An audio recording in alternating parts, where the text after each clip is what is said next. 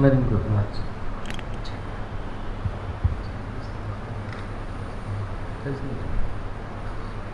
కోడి పనులు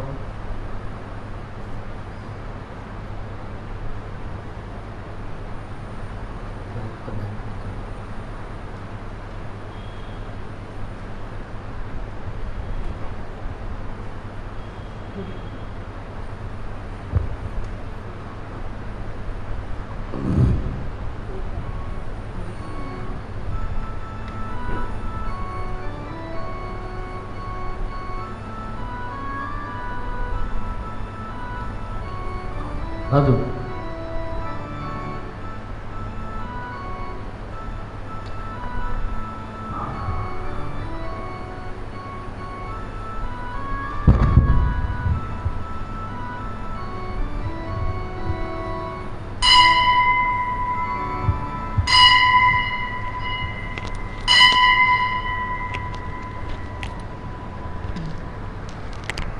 దేవుని నామానికి మహిమ కలుగులాగను మనం అందరం లేచి నిలిచి ఉంది. ఆంధ్ర క్రైస్తవ కీర్తన నుండి 18వ కీర్తన, కూడి కొని ఉన్నాము అని కీర్తన పాడుదాం.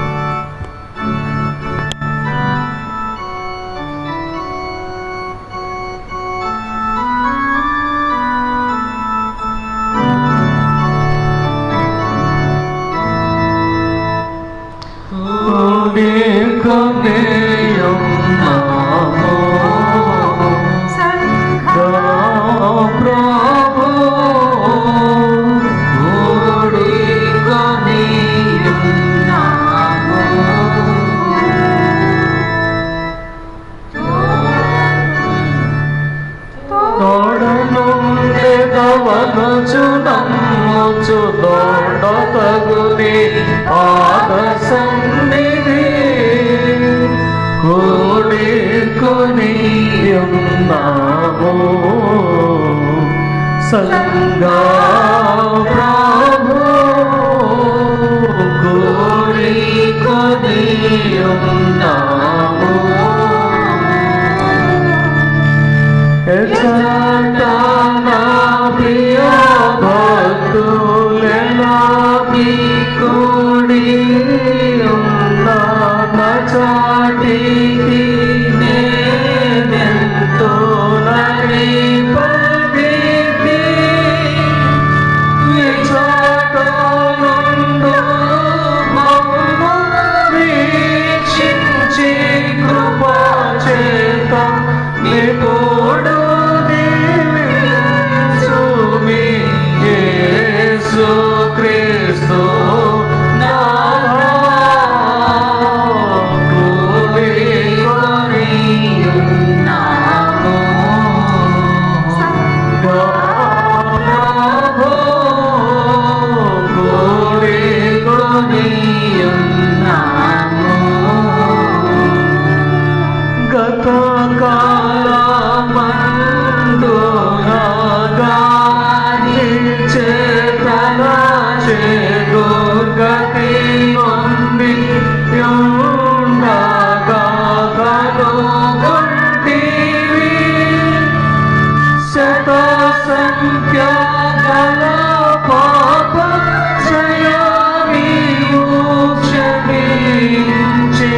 అతి శాంతి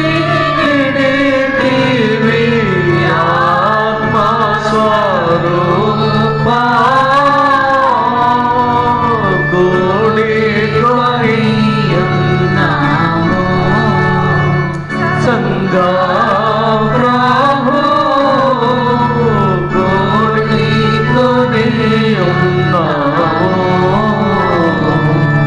నిరాతాము నీ ప్రేమనే నాలోన ధ్యానించి పరమ ధర్మమునందు భరత కలిగి యరులకు శుభములు నిరాతంబు చేయగ నిరాతము కొసగుము దేవుని ప్రియతనయ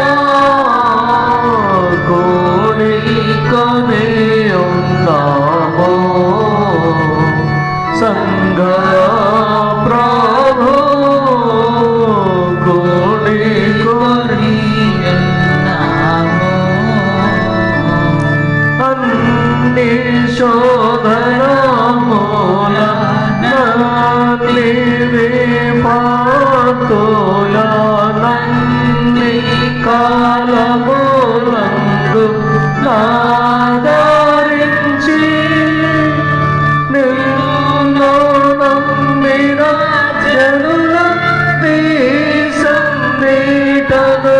చేర్చి పన్నుగా కాపాడు ప్రభు యేసు క్రీస్తు కోడి కొని ఉన్నాము సంగా ప్రభు కోడి కొని ఉన్నాము అమలుడా నన్ను కరించు నన్ను చూనాగా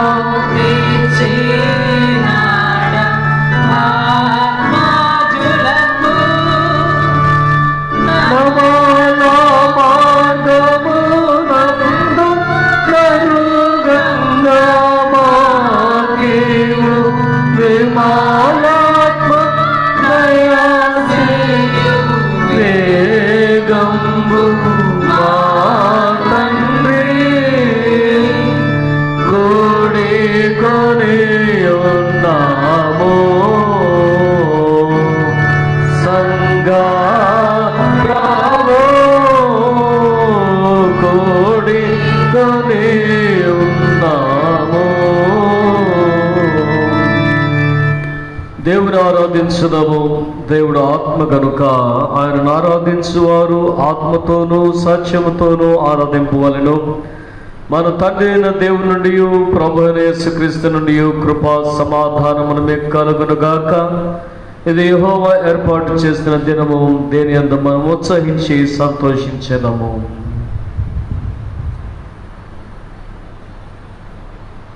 ఓ ప్రభువా, మా పెదవులు తెరువుము. అప్పుడు మా తండ్రికి నీ కుమారునికి నీ పరిశుద్ధాత్మకును మహిమ కలుగును గాక. ఆమెన్.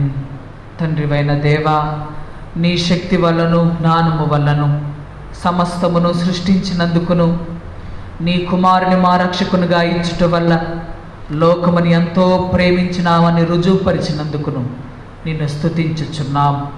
కుమారుడవైన దేవా, మా అపరాధముల నిమిత్తము అప్పగింపబడిన నీవు తిరిగి లేచుట వల్ల మమ్మను నీతిమంతులుగా చేయుటకు పాపము తప్ప అన్ని విషయములలో మా వలె చేయబడినందులకై నిన్ను స్తుతించుచున్నాం. పరిశుద్ధాత్ముడవైన దేవా, సత్యమంతట్లోనికి నడిపించి మా హృదయములలో దేవుని ప్రేమను కుమ్మరించినందుకై నిన్ను స్తుతించుచున్నాం. తండ్రి, కుమారుడు, పరిశుద్ధాత్ముడవైన దేవా, యుగ యుగములకు నీకే సమస్త స్తుతి మహిమ కలుగును గాక. ఆమెన్.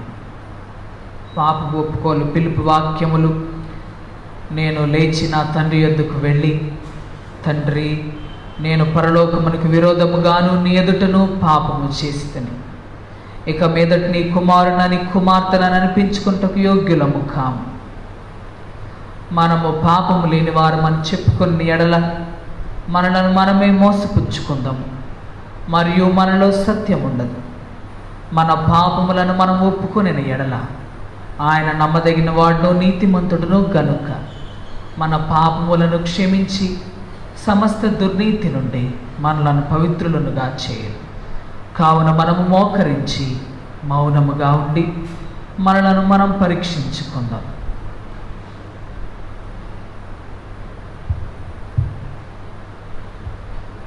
సర్వశక్తిగల దేవుని ఎదుట మన పాపములను వినయముతో ఒప్పుకుందాము. అందరము కలిసి ఒప్పుకొని చెప్పుదాం. సర్వశక్తియు మిక్కిలి కనికరము గల తండ్రి, తప్పిపోయిన గొర్రెవలే మేము నీ మార్గములు తప్పి తిరిగితిమి. మా హృదయముల ఆలోచనలను ఆశలను మిక్కిలి అనుసరించుతిమి. నీ పరిశుద్ధమైన ఆజ్ఞలను మీరితిమి. మేము చేయవలసినవి చేయరానివి చేసి మాలో క్షేమము ఏమీ లేదు.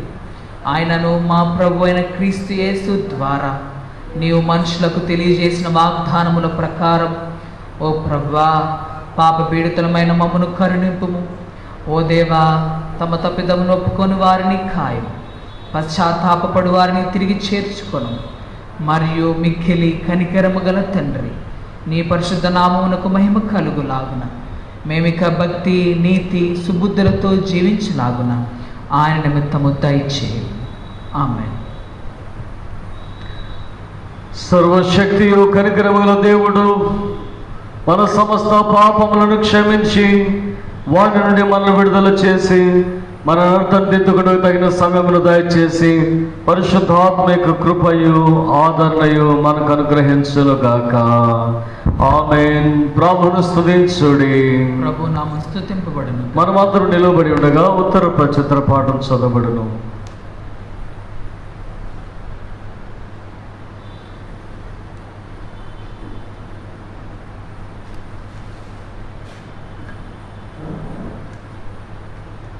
ఈ దినమునకు ఏర్పాటు చేయబడిన ఉత్తర ప్రత్యుత్తర పాఠ్య భాగముగా కీర్తనల గ్రంథము 46వ సంకీర్తన. ఉత్తర ప్రత్యుత్తర రీతిగా చదువులు. కీర్తనల గ్రంథము నుండి 46వ సంకీర్తన.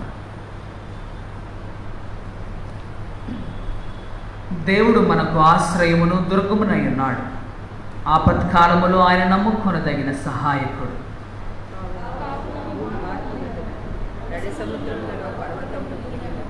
వాటి జలములు ఘోషించుచు నురుగు కట్టినను, ఆ పొంగునకు పర్వతములు కదిలినను మనము భయపడము. ఒక నది కలదు, దాని కాలువలు దేవుని పట్టణమును, సర్వోన్నతుని మందిరపు పరిశుద్ధ స్థలమును సంతోషపరచుచున్నది. దేవుడు ఆ పట్టణములో ఉన్నాడు, దానికి చలనము లేదు.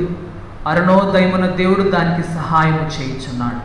జనములు ఘోషించుచున్నవి, రాజ్యములు కదులుచున్నవి. ఆయన తన కంఠధ్వని వినిపించగా భూమి కరిగిపోచున్నది. సైన్యములకు అధిపతి యెహోవా మనకు తోడై ఉన్నాడు. యాకోబు యొక్క దేవుడు మనకు ఆశ్రయమై ఉన్నాడు. యెహోవా చేసిన కార్యములు వచ్చి చూడండి. ఆయన భూమి మీద నాశనములు కలుగజేయువాడు. ఆయనే భూదిగంతముల వరకు యుద్ధములు మాన్పువాడు. విల్లు విరుచువాడు, బల్లెమును తెగనరుకువాడును ఆయనే. యుద్ధ రథములను అగ్నిలో కాల్చివేయువాడు ఆయనే. ఊరటములు నేనే దేవుడనని తెలుసుకుని, అన్యజనులలో నేను మహోన్నతుడను, భూమి మీద నేను మహోన్నతుడను. సైన్యములకు అధిపతి యెహోవా మనకు తోడై ఉన్నాడు. యాకోబు యొక్క దేవుడు మనకు ఆశ్రయమై ఉన్నాడు. తండ్రి కుమార శుద్ధాత్మకును తగు స్తుతి మహిమలు కలుగుగాక. ఆదిని నేర్పుడు ఎల్లప్పుడూ అయినట్లు యుగములనౌనుగాక. తండ్రి కుమార శుద్ధాత్మకును తగు స్తుతి మహిమలు కలుగుగానే. దయచేసి కూర్చోండి. మొదటి పాఠం చదవబడుతుంది.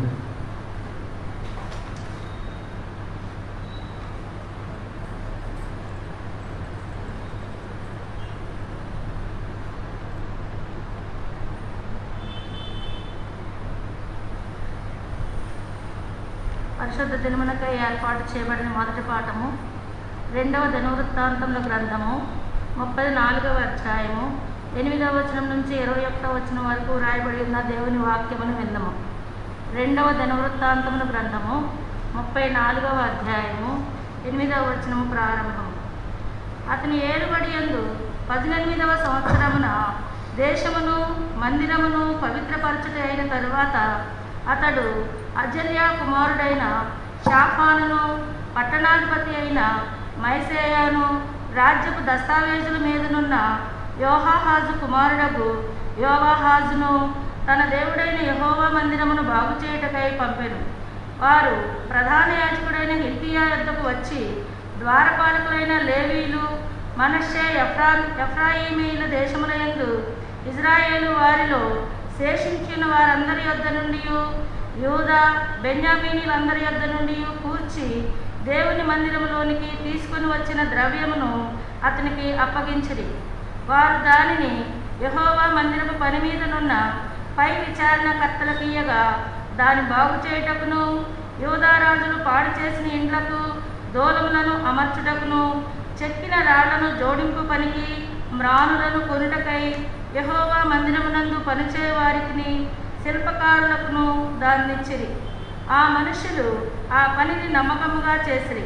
వారి మీద పై విచారణకర్తలు ఎవరనగా మెరారీలైన లేవీలకు యహతు, ఓబద్య అనువారును, పని నడిపించుటకు ఏర్పడిన కహాతీలకు జకర్యా, మెషుల్లాము అనువారును, లేవీలలో వాద్య ప్రవీణులైన వారు వారితో కూడా ఉండిరి. మరియు బరువులు మోయి వారి మీదను, ప్రతి విధమైన పని జరిగించే వారి మీదను ఆ లేవీలు పై విచారణకర్తలుగా నియమింపబడిరి. మరియు లేవీలలో లేఖకులను, పరిచారకులను, ద్వారపాలకులునైన వారు ఆయా పనుల మీద నియమింపబడిరి. యెహోవా మందిరంలోనికి తేబడిన ద్రవ్యమును బయటకు తీసుకొని వచ్చినప్పుడు మోషే ద్వారా యెహోవా దయచేసిన ధర్మశాస్త్రము గల గ్రంథము యాజకుడైన హిల్కీయాకు కనబడెను. అప్పుడు హిల్కీయా, యెహోవా మందిరమందు ధర్మశాస్త్రము గల గ్రంథము నాకు దొరికినని శాస్త్రియకు షాఫానుతో చెప్పి ఆ గ్రంథమును షాఫానుకు అప్పగించెను. షాఫాను ఆ గ్రంథమును రాజునొద్దకు తీసుకొని పోయి రాజుతో ఇట్లనెను, నీ సేవకులకు నీవు ఆజ్ఞాపించినదంతయు వారు చేయుచున్నారు. యెహోవా మందిరమునందు దొరికిన ద్రవ్యమును వారు పోగు చేసి పై విచారణకర్తల చేతికిని, పనివారి చేతికిని దాన్ని అప్పగించి ఉన్నారు. మరియు యాజకుడైన హిల్కీయా నాకు ఒక గ్రంథము ఇచ్చెనని రాజు ఎదుట మనవి చేసుకొని శాస్త్రియకు షాఫాను రాజు సముఖమున దాని నుండి చదివి వినిపించెను. అతడు ధర్మశాస్త్రపు మాటలు చదివి వినిపింపగా రాజు విని తన వస్త్రములను చింపుకొని హిల్కీయాకును, షాఫాను కుమారుడైన అహీకాముకును, మీకా కుమారుడైన అబ్దోనుకును, శాస్త్రియకు షాఫానుకును, రాజు సేవకుడైన ఆసాయాకును ఈలాగున ఆజ్ఞ ఇచ్చెను, మీరు వెళ్ళి దొరికిన ఈ గ్రంథంలోని మాటల విషయమై నా కొరకును, ఇజ్రాయేలు యూదావారిలో శేషించి ఉన్న వారి కొరకును యెహోవా యొద్ద విచారించుడి. మన పితరులు ఈ గ్రంథమునందు రాయబడి ఉన్న సమస్తమును అనుసరింపకయు యెహోవా ఆజ్ఞలను గైకొనకయు ఉండిరి. కనుక యెహోవా కోపము మన మీదికి అత్యధికముగా వచ్చి ఉన్నది. ఈ మటునకు మొదటి పాఠము సరే.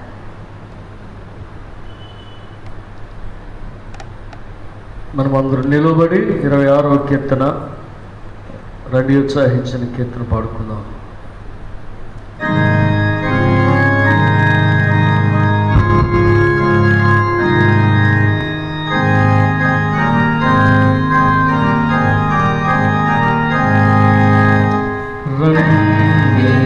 సాహించి పాడుదము రక్షణ దుర్గము మన ప్రభువే,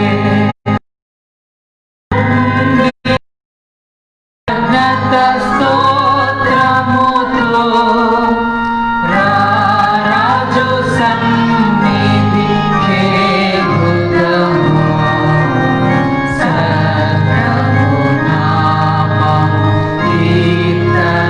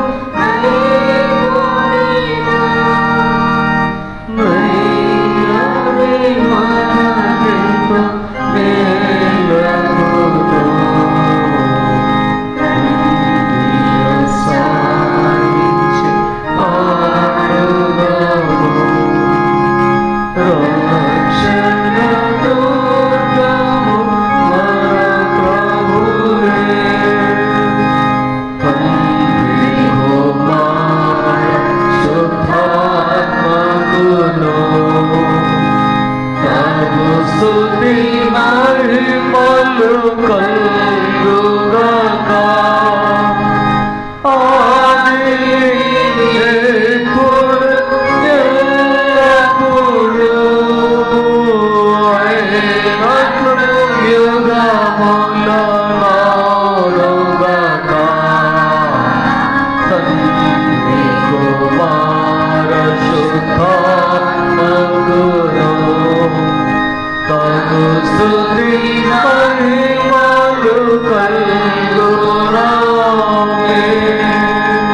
దయచేసి కూర్చోరండి. రెండవ పాఠం చదవబడుతుంది.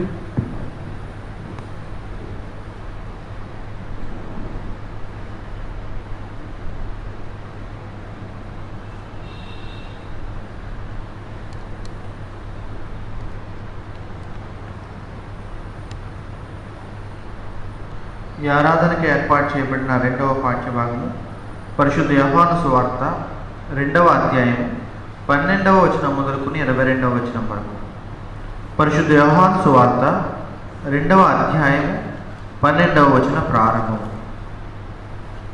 అటు తరువాత ఆయనయు ఆయన తల్లియు ఆయన సహోదరులను ఆయన శిష్యులను కపెర్నహూమునకు వెళ్ళి అక్కడ కొన్ని దినములుండిరి. యూదుల పస్కా పండుగ సమీపింపగా యేసు యెరూషలేమునకు వెళ్ళి దేవాలయంలో ఎడ్లను గొర్రెలను పావురములను అమ్మువారును రూకలు మార్చువారును కూర్చుండుట చూచి త్రాళ్లతో కొరడాలు చేసి గొర్రెలను ఎడ్లనన్నిటినీ దేవాలయంలో నుండి తోలివేసి రూకలు మార్చువారి రూకలు చల్లివేసి వారి బల్లలు పడద్రోసి పావురములు అమ్మవారితో వీటిని ఇక్కడ నుండి తీసుకుని పోండి, నా తండ్రి ఇల్లు వ్యాపారపుటిల్లుగా చేయకూడని చెప్పాను. ఆయన శిష్యులు నీ ఇంటిని గూర్చిన ఆసక్తి నన్ను భక్షించునని రాయబడి ఉన్నట్టు జ్ఞాపకము చేసుకున్నది. కాబట్టి యోధులు నీవు ఈ కార్యములు చేయుచున్నవే, ఏ సూచక క్రియను మాకు చూపెదవని ఆయనను అడుగగా యేసు ఈ దేవాలయమును పడగొట్టుడి, 3 దినములలో దానిని లేపుదనని వారితో చెప్పాను. యూదులు ఈ దేవాలయము 46 సంవత్సరములు కట్టిరే, నీవు 3 దినములలో దానిని లేపుదవా అనేది. అయితే ఆయన తన శరీరమును దేవాలయమును గూర్చి ఈ మాట చెప్పాను. ఆయన మృతుల్లో నుండి లేచిన తరువాత ఆయన ఈ మాట చెప్పనని ఆయన శిష్యులు జ్ఞాపకం చేసుకుని లేఖనమును యేసు చెప్పిన మాటను నమ్మిరి. ఇంతటితో రెండవ పాఠం సార్.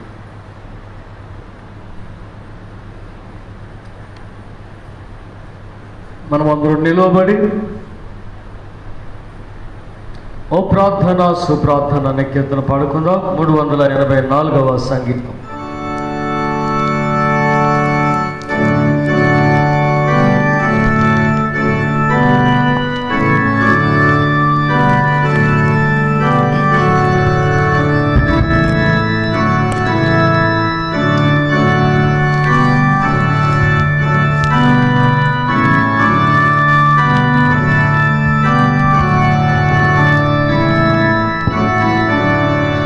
Oh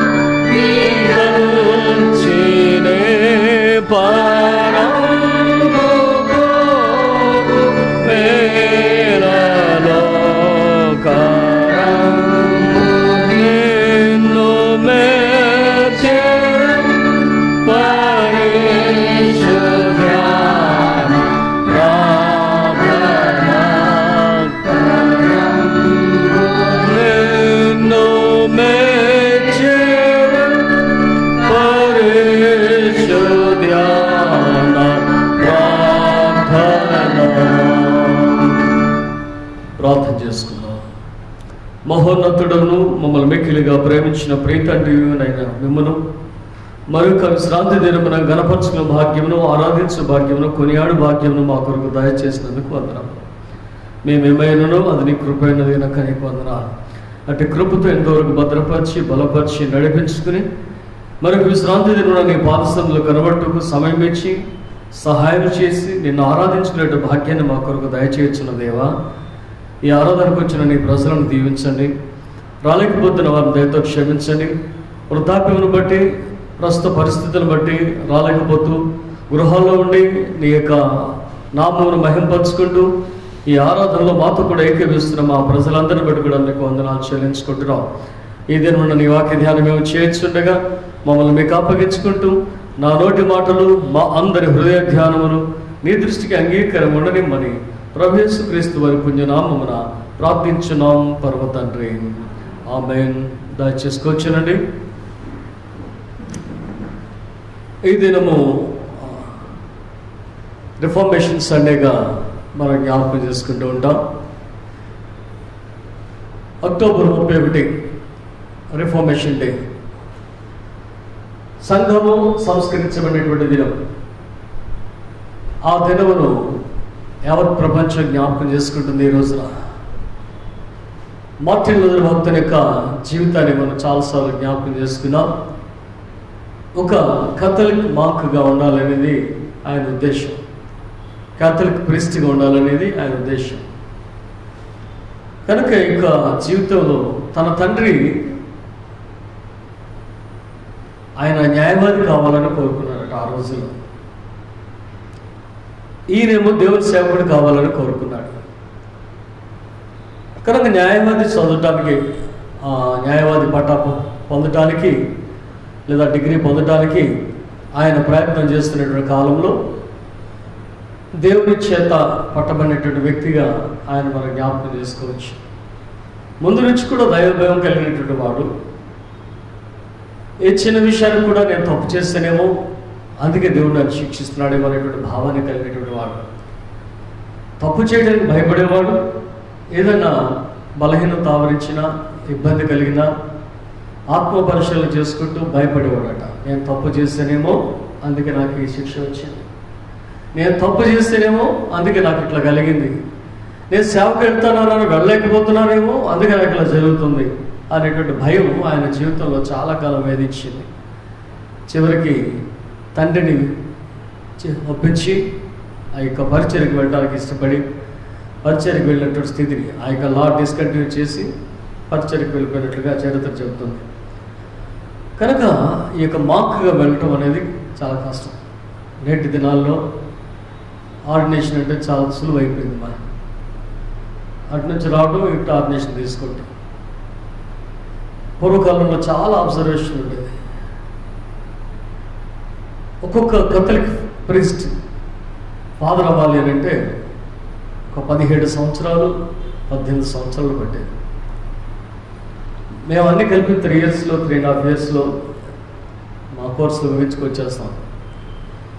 కానీ ఒక కాథలిక్ ఫాదర్ కావాలంటే ఆయా కాలేజెస్లో ఒక చోట ఫిలాసఫీ, ఒక చోట థియాలజీ, ఇవన్నీ కూడా ఒక చోట సైకాలజీ చదువుకుంటూ ఇన్స్టిట్యూషన్స్ మారుతూ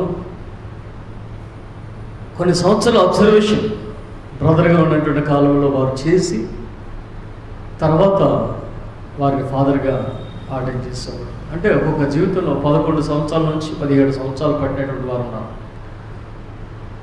అంటే అనుభవం ముందే సంఘం ఆయన యొక్క పరిస్థితులను గమనించుకుని వారి యొక్క అభిప్రాయాలు పైవారు తెలుసుకుని ఒక ఫాదర్గా ఉండటానికి ఆయన అర్హుడు అనే సంఘము అధికారము భావించిన తర్వాత మాత్రమే ఆర్డినేషన్ ఇచ్చేవారు. చాలామంది 15 సంవత్సరాలు 16 సంవత్సరాలు చేసిన తర్వాత కూడా ఫాదర్స్ కాలేకపోయినటువంటి వారు, విడిచి వెళ్ళిపోయినటువంటి వారు కూడా చరిత్రలో ఉన్నారు. అలాంటి ఎంత అబ్జర్వేషన్ ఉంటుందో మనం జ్ఞాపకం చేసుకోవచ్చు.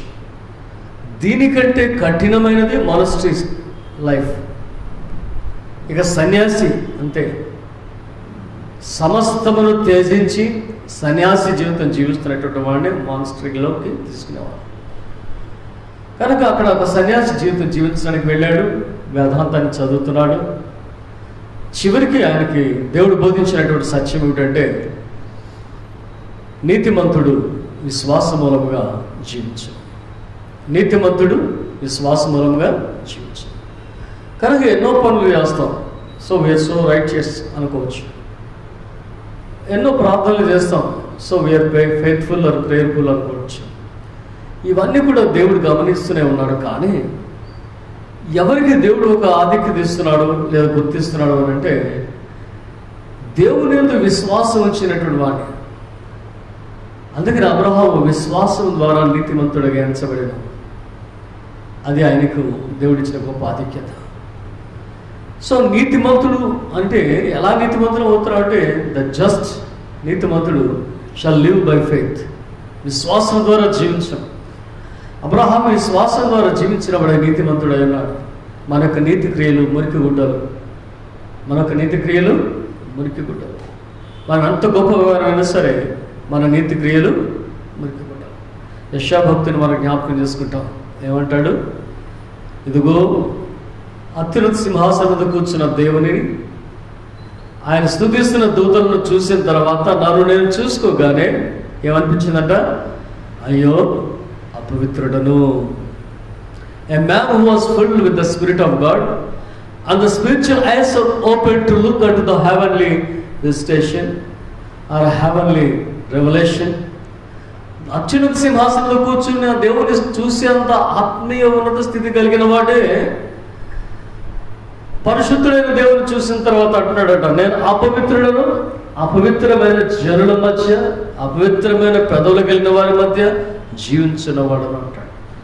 So whatever the life we live in our faith journey, we cannot say and we should not say that we're so righteous, so prayerful, so faithful. అంతా కూడా ఒక మురికి గుడ్డ. దేవుని యొక్క శిలువ రక్తము చేత కడగబడినటువంటి స్థితి, తర్వాత మళ్ళీ దేవుడు అనుగ్రహించేటువంటి స్థితి మనం జ్ఞాపకం చేసుకున్నట్లయితే, ఇక్కడ దేవుని చేత కడగబడిన వారు ఉన్నాం, అనుదినము కడుక్కుంటున్నాం. కానీ మన నీతి పరలోక రాజ్యానికి వెళ్ళటానికి చాలదు. మనం చనిపోయిన తర్వాత చక్కని పాట పాడాం కదా, శరీరమును వెదల్చిన పరంబు పోవు వేళలో కరంబు నిన్ను మెచ్చేదని పరేష ధ్యాన ప్రార్థన. ఏదో ఒక రోజున ఈ జీవితాన్ని విడిచిపెట్టి, ఈ శరీరాన్ని విడిచిపెట్టి ఆత్మ దేవుని సన్నిధికి వెళ్ళిపోతుంది. వెళ్ళిపోయేటప్పుడు మనం ఒక కృతజ్ఞత చెప్పాలా, ఒక కృతజ్ఞత చెప్పాలా. ఓ ప్రార్థన, ఇంతవరకు నా జీవితంలో తోడుగా ఉండి నేను దేవుని సన్నిధికి వెళ్ళడానికి నాకు సహాయం చేశాను. ఈ ప్రార్థన జీవితం ఎప్పుడైతే ఇక్కడ ఉంటుందో అప్పుడు దేవుని సన్నిధికి వెళ్ళి దేవుని సన్నిధిలో నిలబడినప్పుడు ఆయన ఒక ఇన్విటేషన్ ఇవ్వాలట. పరలోక దర్శనాలకు వెళ్ళిన భక్తులు చెప్పేట మాట మరొకసారి మీకు జ్ఞాపకం చేస్తాను. బలా నమ్మకమైన మంచి దాసుడా, వచ్చి నా తండ్రి రాజ్యంలో వారసుడు కమ్మని ఆయన పిలవాలా. లేకపోతే పరలోక గవిని ఎదుట మనం ఆయన ఆహ్వానించకపోతే కిందకి పాతాళానికి వెళ్ళిపోతాం. ఆయన ఆహ్వానిస్తేనే మనం పరలోక రాజ్యానికి వెళ్తాం. అది యథార్థం, యథార్థం, యథార్థం. కానీ ఈ ప్రార్థన జీవితంలో పరలోక రాజ్యానికి వెళ్ళటం అనేది చాలా చాలా అవసరం. ప్రార్థన అందుకు సహాయపడుతుంది. కానీ ఇక భక్తుల జీవితంలో ఈ భయభక్తులతో కూడినటువంటి ఈ వ్యక్తి విశ్వాసం ద్వారా మాత్రమే నేను జీవించగలను అని చెప్పి లోకానికి కూడా తెలియజేశాడు. మన నీతి కాదు, విశ్వాసం ఉండాలా, ప్రార్థనా జీవితం ఉండాలా. కాబట్టి కొంచెం ముందుకు వెళ్తూ ఈ దిన పరిచర్య మనం చూసినట్లయితే ఈ 2017వ సంవత్సరం రిఫార్మేషన్ జరిగి 500 సంవత్సరాలు అయింది. మార్టిన్ లూథర్ భక్తుడు రిఫార్మేషన్ తీసుకుని వచ్చి 500 సంవత్సరాలు. కానీ ఈ 500 సంవత్సరాల పండుగ కొరకు ప్రపంచ దేశాల నుంచి అతిథులు పిలువబడ్డారు జర్మనీ దేశానికి. అక్కడ చక్కని కార్యక్రమాలు జరిగినాయి. పోప్ ఫ్రాన్సిస్ కూడా ఇన్వైట్ చేయబడ్డాడు. ఆయన కూడా వెళ్ళాడు. ఏం నో చెప్పలా, ఆయన కూడా వెళ్ళాడు. తిరిగి వచ్చిన తర్వాత ఒక చక్కని కంక్లూషన్ చెప్పాడు. దాని తర్వాత చివరిలో మనం ఆలోచించేద్దాం. అయితే మనం ఆలోచన చేయాల్సినటువంటి విషయం ఏంటంటే, ఈరోజు మరొకసారి రిఫర్మేషన్ జ్ఞాపకం చేసుకుంటాం, మార్టిన్ లూథర్ని జ్ఞాపకం చేసుకుంటాం. 31 అక్టోబర్ 1517వ సంవత్సరంలో జరిగినటువంటి రిఫర్మేషన్ మరొకసారి మనం జ్ఞాపకం చేసుకుంటూ ఆ యొక్క గొప్ప వ్యక్తికి జ్ఞాపకం చేసుకోవడం ద్వారా దేవుని మహింపరచుకుందాం. మరి రిఫర్మేషన్ గురించి మనం ఆలోచన చేసినట్లయితే it's a milestone in the history of Christian faith అంటాడు. Reformation is the milestone in the history of Christian faith. ఒక మైలురాయి, ఆ మైలురాయి దాటి 500 మైళ్ళు మనం పరిగెత్తుకుంటూ వచ్చాం, లేదా 500 సంవత్సరాలు పరిగెత్తుకుంటూ వచ్చాం విశ్వాస జీవితంలో. ఏ సంఘం అంటే వన్ అండ్ ఓన్లీ కేథలిక్ సంఘం అని పిలువబడుతున్నటువంటి వెస్ట్రన్ చర్చ్ రెండుగా విభజించబడినటువంటి కాలం అది. ఈ రెండుగా విభజించబడినటువంటి కాలం నుంచి 502 సంవత్సరాలు ఇప్పుడు మనం ఆరాధన చేస్తాం. యాంగ్లికన్గా, ప్రెస్బిటరియన్స్గా, బ్యాప్టిస్టులుగా, లూథరన్స్గా, అందరినీ కలిపి ఒక మాటలో ప్రొటెస్టెంట్స్గా ఈ మహిళల చర్చెస్ అన్నింటిని కూడా మనం ఆలోచన చేస్తున్నప్పుడు ఇక ఇండివిజువల్ పాస్టర్స్, ఇండిపెండెంట్ పాస్టర్స్ మనం జ్ఞాపకం చేసుకుంటే చిన్న సంఘాలు అందరికి కూడా ఈ రోజున చేతిలో బైబిల్ ఉంది. అందరూ నిలబడి ప్రార్థన చేస్తున్నారు, అందరూ బైబిల్ చదువుతున్నారు, అందరూ వాక్యం బోధిస్తారు. ఎక్కడి నుండి వచ్చింది నీకు ఈ బైబిల్ ఈ రోజున నీ చేతిలోకి? ఎలాగున్నా నీ గృహాల్లో బైబిల్ ఉంది, ఎలాగున్నా నువ్వు అనుదినం బైబిల్ చదువుతున్నావు, ఎలాగున్నా నీ సంఘంలో నిలబడి బైబిల్ చదువుతున్నావు, ఎలాగున్నా బైబిల్ ధ్యానం చేస్తున్నావు అంటే ఒకే ఒక వ్యక్తి కారణం, మార్టిన్ లూథర్ రాకపోయి ఉండంటే, దేవుడు మార్టిన్ లూథర్ని ఎన్నుకొని రిఫార్మ్ చేసి ఉండకపోతే చర్చ్ని ఈరోజు మనందరి చేతుల్లో ఉన్న బైబిల్ ఓన్లీ పుల్పిట్ మాత్రమే ఉండేది, అక్కడ మాత్రమే ఉండేది. అందుకని గుర్తుగా మనం అక్కడ పెడతాం బైబిల్, కానీ మనందరి చేతుల్లో కూడా బైబిల్ ఉండేది. అక్కడ మాత్రమే ఉండేది బైబిల్. అక్కడికి వెళ్ళి ఆయన అందించిన దాన్ని తీసుకొని ఆ వాక్యం చదివి ఇది దేవుని వాక్యం అనగానే మరలా అక్కడికి వెళ్ళిపోతుంది. ఇక వెళ్ళకెళ్ళిన తర్వాత మనకేం బైబిల్ ఉండదు మన చేతుల్లో. మన తల కింద పెట్టుకుంటానికి, మన బీరువాలో పెట్టుకుంటానికి, మనం బైబిల్ వేసినప్పుడు గుండెల మీద పెట్టుకుని ప్రార్థన చేసుకుంటానికి, ఇక ఎక్కడ ఎవరి చేతుల్లో బైబిల్ లేదు. లేదా చదవడానికి, అనుదిన ధ్యానం చేయడానికి, దేవుని మాటలు దేవుడు మొత్తం మాట్లాడుతున్నాడు. ఇవాళ కీర్తనల గ్రంథం చదవగానే మనకి ఎంతో ఆశ, ఇది నా కొరకే చేయబడిన మాట, నా కొరకే రాయబడిన మాట, నా ధార్యమే నన్ను బలపరిచేది. ఎంత ఆదరణ ఉంటుంది, ఎంత విశ్వాసం పెరుగుతుంది. ఇవన్నీ కూడా ఈరోజు మనం చదువుతున్నామంటే కారణం కేవలం కూడా మార్టిన్ లూథర్ భక్తుడు. సో ఆయన జ్ఞాపకం చేసుకుంటూ ఈ యొక్క 502 సంవత్సరాల తర్వాత మరొకసారి ఆ సందర్భమైనటువంటి వాక్యాన్ని ధ్యానిస్తూ ఈ ఏమంటాం 2వ దినవృత్తాంతాల గ్రంథం 34వ అధ్యాయంలోనికి మనం వెళ్దాం. 2వ దినవృత్తాంతాల గ్రంథం 34వ అధ్యాయంలో యోషియా అనేటువంటి రాజుని గురించి రాయబడినటువంటి మాటలు ఇక్కడ ఆలోచన చేసినట్లయితే 8వ వచనం చూద్దాం. అతని ఏలుబడి యందు 18వ సంవత్సరములు దేశమును 18వ సంవత్సరమున దేశమును మందిరమును పవిత్రపరచిన తర్వాత, దేశమును మందిరమును పవిత్రపరిచిన తర్వాత దానిని మీరు బాగు చేయండి అని చెప్పి కొంతమంది వ్యక్తులను పంపిస్తున్నట్లుగా ఇక్కడ చరిత్రలో వ్రాయబడి ఉంది. చదవండి ఒకసారి.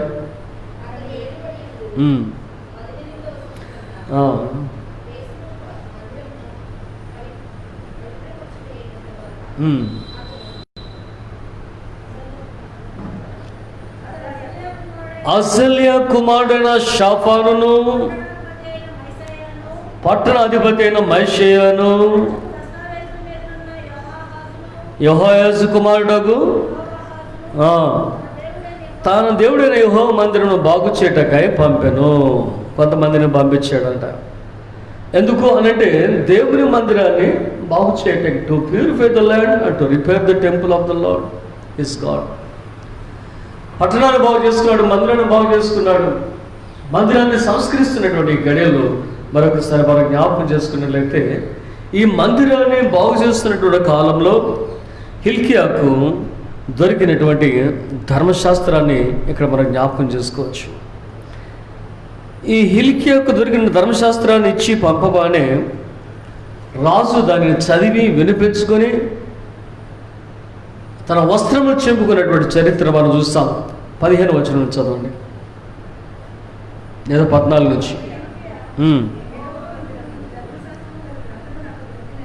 యెహోవా ధర్మశాస్త్ర గ్రంథం నాకు మందిరములో దొరికింది అని శాస్త్రియకు షాఫానుతో చెప్పినప్పుడు ఆ గ్రంథం షాఫానుకు అప్పగించగా షాఫాను తీసుకెళ్లి రాజుకు ఇచ్చాడు. తర్వాత అక్కడ చదవబడిందట, గ్రంథం చదవబడి. 19వ వచనం చూడండి.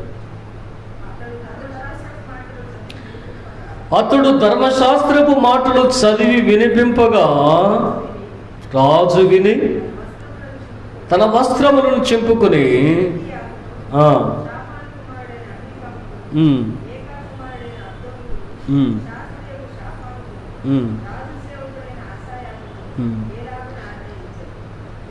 మీరు వెళ్ళి దొరికిన ఈ గ్రంథములోని మాటల విషయమై నా కొరకును ఇశ్రాయేలు యూదాలో శేషించిన వారి కొరకును యెహోవా వద్ద విచారణ చేయడి. మన పితరులు ఈ గ్రంథమందు వ్రాయబడినటువంటి సమస్తమును అనుసరింపకయు యెహోవా ఆజ్ఞల్లో గైకొనకయు ఉండిరి. వాట్ హీ అండర్స్టూడ్, ఏం జ్ఞాపకం చేసుకున్నాడు, ఏం గ్రహించుకున్నాడు అంటే, ఈరోజు మనం జీవిస్తున్నటువంటి జీవితం ధర్మశాస్త్రానికి సరిపోయినది కాదు. మన తాతలు జీవించిన జీవితం కూడా ధర్మశాస్త్రానికి సరిపోయినది కాదు. మన ముత్తాతలు ధర్మశాస్త్రాన్ని అనుసరించి జీవించలేదు. మనం వారి యొక్క పోకడలో, వారి యొక్క నడకలో వచ్చి ధర్మశాస్త్రాలకు వ్యతిరేకంగానే జీవిస్తూ వచ్చాం. ఎందుకు అని అంటే, ఇందాక మనం చెప్పుకున్నాం, ధర్మశాస్త్ర గ్రంథం చదవబడేటువంటి స్థలం, అక్కడ అంతర్మందిరంలో పెట్టబడేటువంటి సమయం, గర్భగుడిలో అంటాం కదా, గర్భాలయంలో. ఆ గర్భాలయం నుంచి అది చదివి దాచిపెట్టే విధానంలో అది ఎక్కడ తప్పిపోయిందో, ఎందుకు మూలబడిందో, వీళ్ళు ఎందుకు గమనించలేదో, ఇన్ని సంవత్సరాలు ధర్మశాస్త్రం లేకుండానే ఆరాధన చేసుకుంటూ ఉంటారు. కానీ ధర్మశాస్త్రం ఇవ్వబడిన కాలం నుంచి, అది మందిరంలో పెట్టబడిన కాలం నుంచి యోషియా కాలం వరకు మనం ఆలోచన చేస్తే, ఆరాధన చూస్తే కొన్ని వందల సంవత్సరాలు లేదా కొన్ని సంవత్సరాలు ఆరాధన విధానం చూసుకోవచ్చు. ధర్మశాస్త్రం అంటే ఏంటో తెలియకుండా జరిగిపోయింది. ఇప్పుడు ఎప్పుడైతే ధర్మశాస్త్రాన్ని విన్నాడో ఆత్మ పరిశీలన చేసుకున్నాడు, స్వయం పరిశీలన చేసుకున్నాడు. నేను అలాగున జీవించట్లేదు, నేను అలాగున జీవించట్లేదు. 10 ఆజ్ఞలు చదివితే ఈ రోజున మనకు కూడా తెలిసిపోతుంది, మనం అలాగున జీవించట్లేదు. ఈ రోజున బైబిల్ మన చేతిలో ఉంది కనుక 10 ఆజ్ఞల చొప్పున మనం జీవించట్లేదు, దేవుడిచ్చిన వాక్యానుసారంగా మనం జీవించట్లేదు అనేది మనకు తెలుస్తుంది. ఒకవేళ ఈ గ్రంథమే మన చేతిలో లేకుండా ఉంటే 500 సంవత్సరాల పూర్వం మార్టిన్ లూథర్ భక్తుని ద్వారా ఇది మనకు అందించి ఉండబడకపోతే మన విశ్వాస జీవిత యాత్ర కూడా అలాగే కొనసాగేది. అప్పుడు పౌలు గారు చెప్పాడంట, అప్పుడు పేతురు గారు చెప్పాడంట, యోహాను గారు ఎలా చెప్పాడంట అని మన తాతలు ముత్తాతలు మన పూర్వకరపు చరిత్రలు ఎలా చెప్పుకుంటూ ఉంటారు, రాతల్లో లేనటువంటి చరిత్రలు అలాగే చెప్పుకుంటూ జరిగిపోయేది. కానీ దేవుడు అలా చేయలే. మన ఎంత బహుప్రేమ కలిగిన వాడు, ధర్మశాస్త్రం మన చేతులకు అందించబడటానికి, నిజంగా దేవుని ఆరాధించుకోవడానికి ఒక అనుకూలమైనటువంటి వ్యక్తిని దేవుడు ఆలోచన లేపి ఉన్నాడు, నిలబెట్టి ఉన్నాడు. అతని ద్వారా సంఘాన్ని సంస్కరింపచేస్తున్నాడు అనేటువంటి మాటలు మనం జ్ఞాపకం చేసుకోవచ్చు. అయితే మొదటి 2 శతాబ్దాల్లో ప్రారంభమైనటువంటి ఆ ఆది సంఘం, ఎర్లీ చర్చ్ ఫాదర్స్కి పిలువబడినటువంటి వారు, మిగిలినటువంటి కొనసాగుతున్నటువంటి యాత్రా జీవితంలో 1517 సంవత్సరం వరకు, అనగా దాదాపుగా 1300-1400 సంవత్సరాలు ధర్మశాస్త్రముకు వ్యతిరేకంగానే జీవించారు, బైబిల్కు వ్యతిరేకంగానే జీవించారు. బైబిల్ ఉన్నటువంటి సత్యం రోజు రోజుకు మారిపోతూ వచ్చింది. చివరికి ఏమైంది అంటే పాప పరిహార పత్రం అనేది వెలుగులోకి వచ్చింది. బైబిల్లో ఎక్కడైనా ఉన్నటువంటి 66 గ్రంథాలలో పాప పరిహార పత్రం అనేది ఎక్కడైనా ఉందా అని ఒకసారి మనం ఆలోచన చేస్తే, నీ పాపము యొక్క పత్రాన్ని దేవుడు శిలువ మీద మేకులతో కొట్టేశాడు, దాని మీద ఉన్నటువంటి చేవ్రాతను తుడిసేశాడు. నీ పాపములు ఆయన శిలువ వెనక్కి వేసుకున్నాడు, ఆయన ఎందుకు విశ్వాసం ఇచ్చే నీకు ఇక పాపము లేదు అనేటువంటి సత్యాన్ని దేవుడు బయలుపరిచాడు తప్ప ఈ యొక్క సర్టిఫికేట్ కొనుక్కుంటే నీ పాపం పోతుంది అని దేవుడు ఎప్పుడు చెప్పలా. లేదా నువ్వు ఇంత కానుకేస్తే దేవుని సందులో నీ పాపం పోతుందని దేవుడు చెప్పలా. యేసుక్రీస్తు యొక్క శిలువ రక్తం మన పాపాలను క్షమిస్తుంది. అప్పుడు ఆయన కుమారుడు అనేటువంటి యేసు రక్తం ప్రతి పాపము నుండి మనం పవిత్రులుగా చేయను అనేటువంటి మాట మనం జ్ఞాపకం చేసుకుంటాం. ఎవరు శుద్ధీకరిస్తున్నారంటే యేసు రక్తం. ఎవరు నీ పాపముల కొరకు చనిపోయాడంటే ప్రభు యేసుక్రీస్తు. కనుక ఏం చేశాడట, ఆయన మన పాపముల యొక్క చీటీని శిలువ మీద కొట్టుకున్నాడు, మేకులు కొట్టేశాడు ఆయనతో పాటుగా. దాని మీద ఉన్నటువంటి జీవరాతను రక్తంతో తుడిచివేశాడు. మన పాపాలను తీసి సిలువలకు వేసివేశాడు. ఇక మీద యేసు ముఖమే కనబడుతుంది కానీ మన పాపాలు కనబడవు. కడగబడినటువంటి జీవితం ఆయన కనబడుతుంది కానీ మన పాపాలు కనబడవు. అయితే ఈ లోకంలో మీరు మారు మనసు పొందాలి, ఈ లోకంలో సిలువ రక్తంలో కడగబడాలి అని సందేశానికంటే ఇది కొనుక్కోమంటాడు. చాలాసార్లు ఆ చరిత్ర నేను చెప్పాను కనుక మళ్ళీ ఇప్పుడు రిపీట్ చేయండి. ఒక ఆయన విషయం కావాలా, ఒక ఆయన రాజు కావాలా? చరిత్ర. నేను విషయం చేస్తాను, నువ్వు నన్ను రాజు చేయి, లేదా నన్ను విషయం చేయి, నేను రాజుని చేస్తాను. అగ్రిమెంట్స్. దానికి డబ్బులు కావాలి. ఆ డబ్బులు సంపాదించడానికి ఇంటెలిజెన్స్ ప్రారంభించారు. పాపరిహార పత్రాలు అమ్మడం మొదలుపెట్టారు. ఇది తప్పు అని నిరూపించినటువంటి వ్యక్తి మార్టిన్ లూథర్ అనేటువంటి మాట మనం జ్ఞాపకం చేసుకున్నట్లయితే, our traditional worship under the Roman Catholic Church continued till 31st October 1570. 31 October 1517 వరకు అనగా 1500 సంవత్సరాలు కథలిక్ ట్రెడిషన్లో పితరుల పారంపర్యాచారం చొప్పున సంఘం నడుచుకుంటూ వస్తుంది. దానిని పునరుద్ధరించినటువంటి వ్యక్తి మార్టిన్ లూథర్ ఒక 95 అంశాలు రాసి థీసిస్ ఆ క్యాస్కిల్ చర్చి గోడ మీద దాన్ని అంటించేశాడు, లేదా ఆ యొక్క గుమ్మానికి మేపుతోటి కొట్టేశాడట. ఇదిగో ఇవి మీరు చేస్తున్నటువంటి తప్పులు, సంఘం చేస్తున్నటువంటి తప్పులు, పోప్ చేస్తున్నటువంటి తప్పులు, ప్రీస్ట్ చేస్తున్నటువంటి తప్పులు కనుక 95 తప్పులు ఎత్తి బట్టి చూపించాడు. అయితే ఆ రోజున ఆయన్ని ఒక విప్లవకారుడుగా, తిరుగుబాటుదారుడుగా, సంఘాన్ని పాడు చేసిన వాడిగా వారు గుర్తించి ఆయన తోలి వేసినట్లుగా కూడా చరిత్రలో మనం జ్ఞాపకం చేసుకోవచ్చు. అయితే the power and efficacy of the indulged to the door of the castle church. ఎవరిదంట? He nailed 95 theses on the power of Pope and the efficacy of the indulgence. Power and the efficacy and the indulgence. ఈ యొక్క అధికారం దుర్వినియోగం చేయబడుతుంది. ధర్మశాస్త్ర గ్రంథంలో ఎలాగూ లేదు అని 95 అంశాల మీద ఆయన గొప్ప మాటలు రాసి దానిని ఆ చర్చిలో మేకులతో దిగొట్టాడు.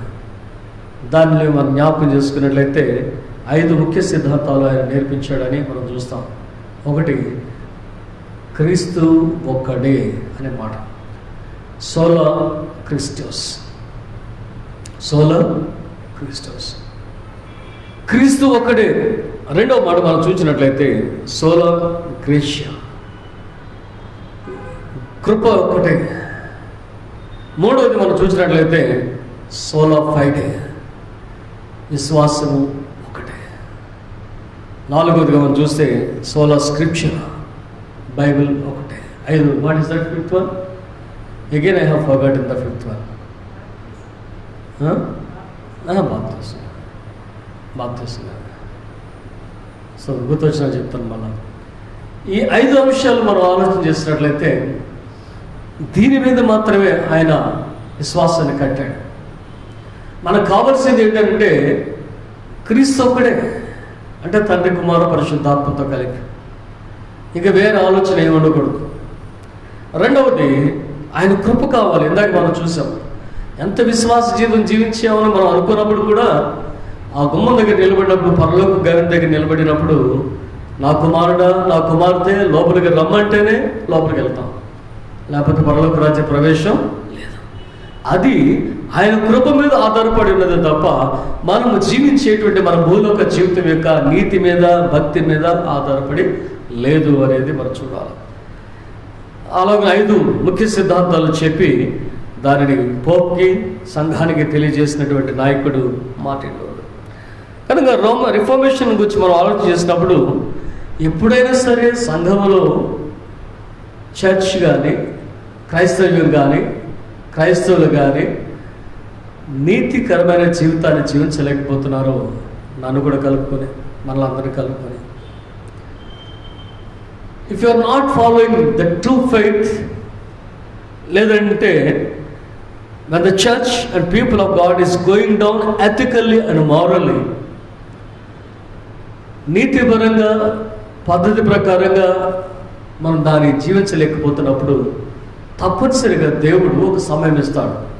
దేని కొరకంటే to repent and to revive, మారు మనసు పొందడానికి, పశ్చాత్తాపడటానికి, తిరిగి పునరుద్ధరించబడడానికి దేవుడు సమయం ఇస్తాడు. కానీ ఎవరిదో ఒకరి ద్వారా ఆ కార్యం మన జీవితాల్లో జరగాలి. ఈ సమయంలో ఇలా చేసావు, ఇది తప్పు, దీన్ని సరిదిద్దుకో అన్నప్పుడు మనం సరిదిద్దుకునేటువంటి స్థితి మన జీవితాలకు రావాలి. అందరూ కూడా ఒకే మాట మీదకి వెళ్ళిపోయి ఎవరి కాలం నీతి మంతులకు ఉండి తప్పుల మీద తప్పులు చేసుకుంటూ వెళ్ళిపోతూ ఉంటే మన అందరినీ ప్రక్కన పెట్టి ఒక ఆయన లేపుతాడు దేవుడు. కథోలిక్ సంఘంలో అదే జరిగింది. రోమన్ కథోలిక్ సంఘంలో అందరూ కూడా ఒకే మాట మీద వెళ్ళిపోతున్నారు. పోప్ చెప్పాడు, ప్రీస్ట్ చెప్పాడు, పెద్దలు చెప్పారు, వెళ్ళిపోతుంది సంఘం. దాదాపు 1200-1300 సంవత్సరాలు అలాగే వెళ్ళిపోయిన తర్వాత ఆయన చెప్తున్నాడు, మీరు చేస్తున్నది తప్పు, మీరు చేస్తున్నది తప్పు. కనుక రిఫర్మేషన్ అనేది దేవుడు తీసుకొచ్చేటువంటి కార్యం అని మనం జ్ఞాపకం చేసుకుంటే, ఈ చదివినటువంటి మొదటి పాఠంలో యోషియా చేసినటువంటి పని కూడా అదే. ఏం చేశాడు యోషియా అని అంటే, దేశాన్ని శుభ్రపరుచుకున్నాడు, మందిరాన్ని శుభ్రపరిచాడు, దానిని క్రమపరిచి తిరిగి ఆరాధన జరిగేటట్లుగా చేస్తున్నాడు. అంటే ఇంతకాలం ఏమైంది? దేవాలయం లేదా అంటే ఉంది, మూలపడిపోయి ఉంది. Law of God, book of law లేదా అక్కడ ఉంది, మూలపడిపోయింది, పాటించేవాళ్ళు లేరు. కాబట్టి హిల్కియా ఎప్పుడైతే షాఫాన్కి ఇచ్చాడో, షాఫాన్ రాజు దగ్గర తీసుకెళ్ళాడో, వారు చదివి వినిపించారో 19వ వచనం అనుకోండి మనం చూస్తాం. ఆయన తన వస్త్రములు చింపుకుని, కదండి, రాజు తన వస్త్రములు చింపుకుని హిల్కియాకు వాళ్ళకు చెప్తున్నాడు, మీరు వెళ్ళి నా విషయమై, జనుల విషయమై యెహోవా దగ్గర విచారణ చేయండి. మన పితరులు ఈ గ్రంథమందు వ్రాయబడినటువంటి సమస్తమును అనుసరింపకయు యెహోవా ఆజ్ఞలు గైకొనకయు ఉండిరి కనుక యెహోవా కోపం మన మీదకు అత్యధికముగా వచ్చినది. యెహోవా కోపం మన మీదకు అత్యధికంగా వచ్చినది. ఎందుకని? మన పితరులు అనుసరించలేదు, మనం అనుసరించలేదు. చక్కగా జ్ఞాపకం చేసుకోవచ్చు. నెహెమ్యా కాలంలో, ఎజ్రా కాలంలో వారు ఒప్పుకోదని, మా పితరులు పాపం చేశారు, మేము పాపం చేశాం. 9వ అధ్యాయంలో మనం చూడవచ్చు. ఇంకా డానియేలు మనం జ్ఞాపకం చేసుకుంటే 9వ అధ్యాయంలో అదే ప్రార్థన మొదలు పెట్టాడు. 21 రోజులు ఉపవాస ప్రార్థన, 21 days ఫాస్టింగ్ ప్రేయర్. కూర్చున్నాడు పట్టుదలతో, దేవా నాకు దయచేయి. సాతాను అడ్డుపడ్డాడు, ఈడెంతకాలం కూర్చుంటో చూద్దాం అనుకున్నాడు. వర్తమానం తీసుకొస్తాడు, ఇప్పుడు గాబ్రియెల్ ఆఫ్ చేసాడు. కొద్ది దినాల్లోనే మనం జ్ఞాపకం చేసుకుంటాం ఆ మాటలు. Michael and all angels, Michael కాదు వచ్చి సాతాను అడ్డు తొలగించి గాబ్రియెల్ పంపించాడు. అప్పటికి 21 రోజులు పట్టిందట. 21 రోజులు పారసిక దేశపు అధిపతి మధ్యాకాశమందు నిలబెట్టేశాడు అంటాడు. 21 రోజులు అక్కడి నుంచి వర్తమానం వస్తుంది, మధ్యలో ఆగిపోయింది. ఇక్కడ ఉపవాసం ఉన్నాడు, బహు నిరసించిపోతున్నాడు. అప్పుడు వచ్చి చెప్తాడు, నువ్వు బహుప్రియుడు అయ్యా, దేవుడికి నువ్వు బహుప్రియుడు, నువ్వు ప్రార్థన ప్రారంభించిన దినమున దేవుడు నన్ను పంపించాడు వర్తమానం ఇవ్వమని. కానీ పార్సికుల అధిపతి నన్ను మధ్యాకాశంలో 21 దినాలు ఆపేస్తున్నాడు. కనుక మన జవాబు రాలేదంటే మనం విసిగిపోతాం. జవాబు వస్తున్నప్పుడు కొన్నిసార్లు అడ్డగింపులు వస్తాయి. జవాబు వచ్చే వరకు ప్రార్థించాలి, పట్టుదలతో ప్రార్థన చేస్తున్నాడు, ఒప్పుకుంటాడు పాపాలు. మేము పాపం చేస్తే మేము మా పితరులు పాపం చేసిరి, మా పితరుల మార్గంలోనే మేము నడుచుకుంటూ వచ్చాము. కనుక పాపాలు ఒప్పుకున్నాడు. ఇక్కడ కూడా యోషియా చేసిన పని అదే. రిఫర్మేషన్లో కావాల్సింది అదే, పశ్చాత్తాపం, తిరిగి ఉద్యోగపడేటువంటి స్థితి ఇక రిఫర్మేషన్ ద్వారా జరగాలని దేవుడు కోరుకుంటాడు. కాబట్టి ఏం కావాలంట? Communal repentance. సమాజం అంతా కూడా పశ్చాత్తాపడాలి. ఎప్పుడైతే అసలు చెప్తున్నాడు, వాళ్ళందరూ కూడా ఒప్పుకున్నారు, మేము అన్యులను భార్యలుగా తీసుకున్నాం, మేము విడిచిపెట్టేస్తాం అంటున్నారు. దాని తప్పు రైట్ తర్వాత సంగతి. చేసుకున్నటువంటి భార్యను పిల్లలు విడిచిపెట్టడం తప్పు రైట్ తర్వాత సంగతి. దేవుని ధర్మశాస్త్రం ప్రకారం మేము అన్యులను చేసుకుని తప్పు చేసిన వారు కనుక వారిని, వారి సంతానాన్ని విడిచిపెట్టేస్తున్నాం అని చెప్తున్నారు. సో సమాజంలో మార్పు వచ్చింది, సమాజంలో పశ్చాత్తాపం రావాలా.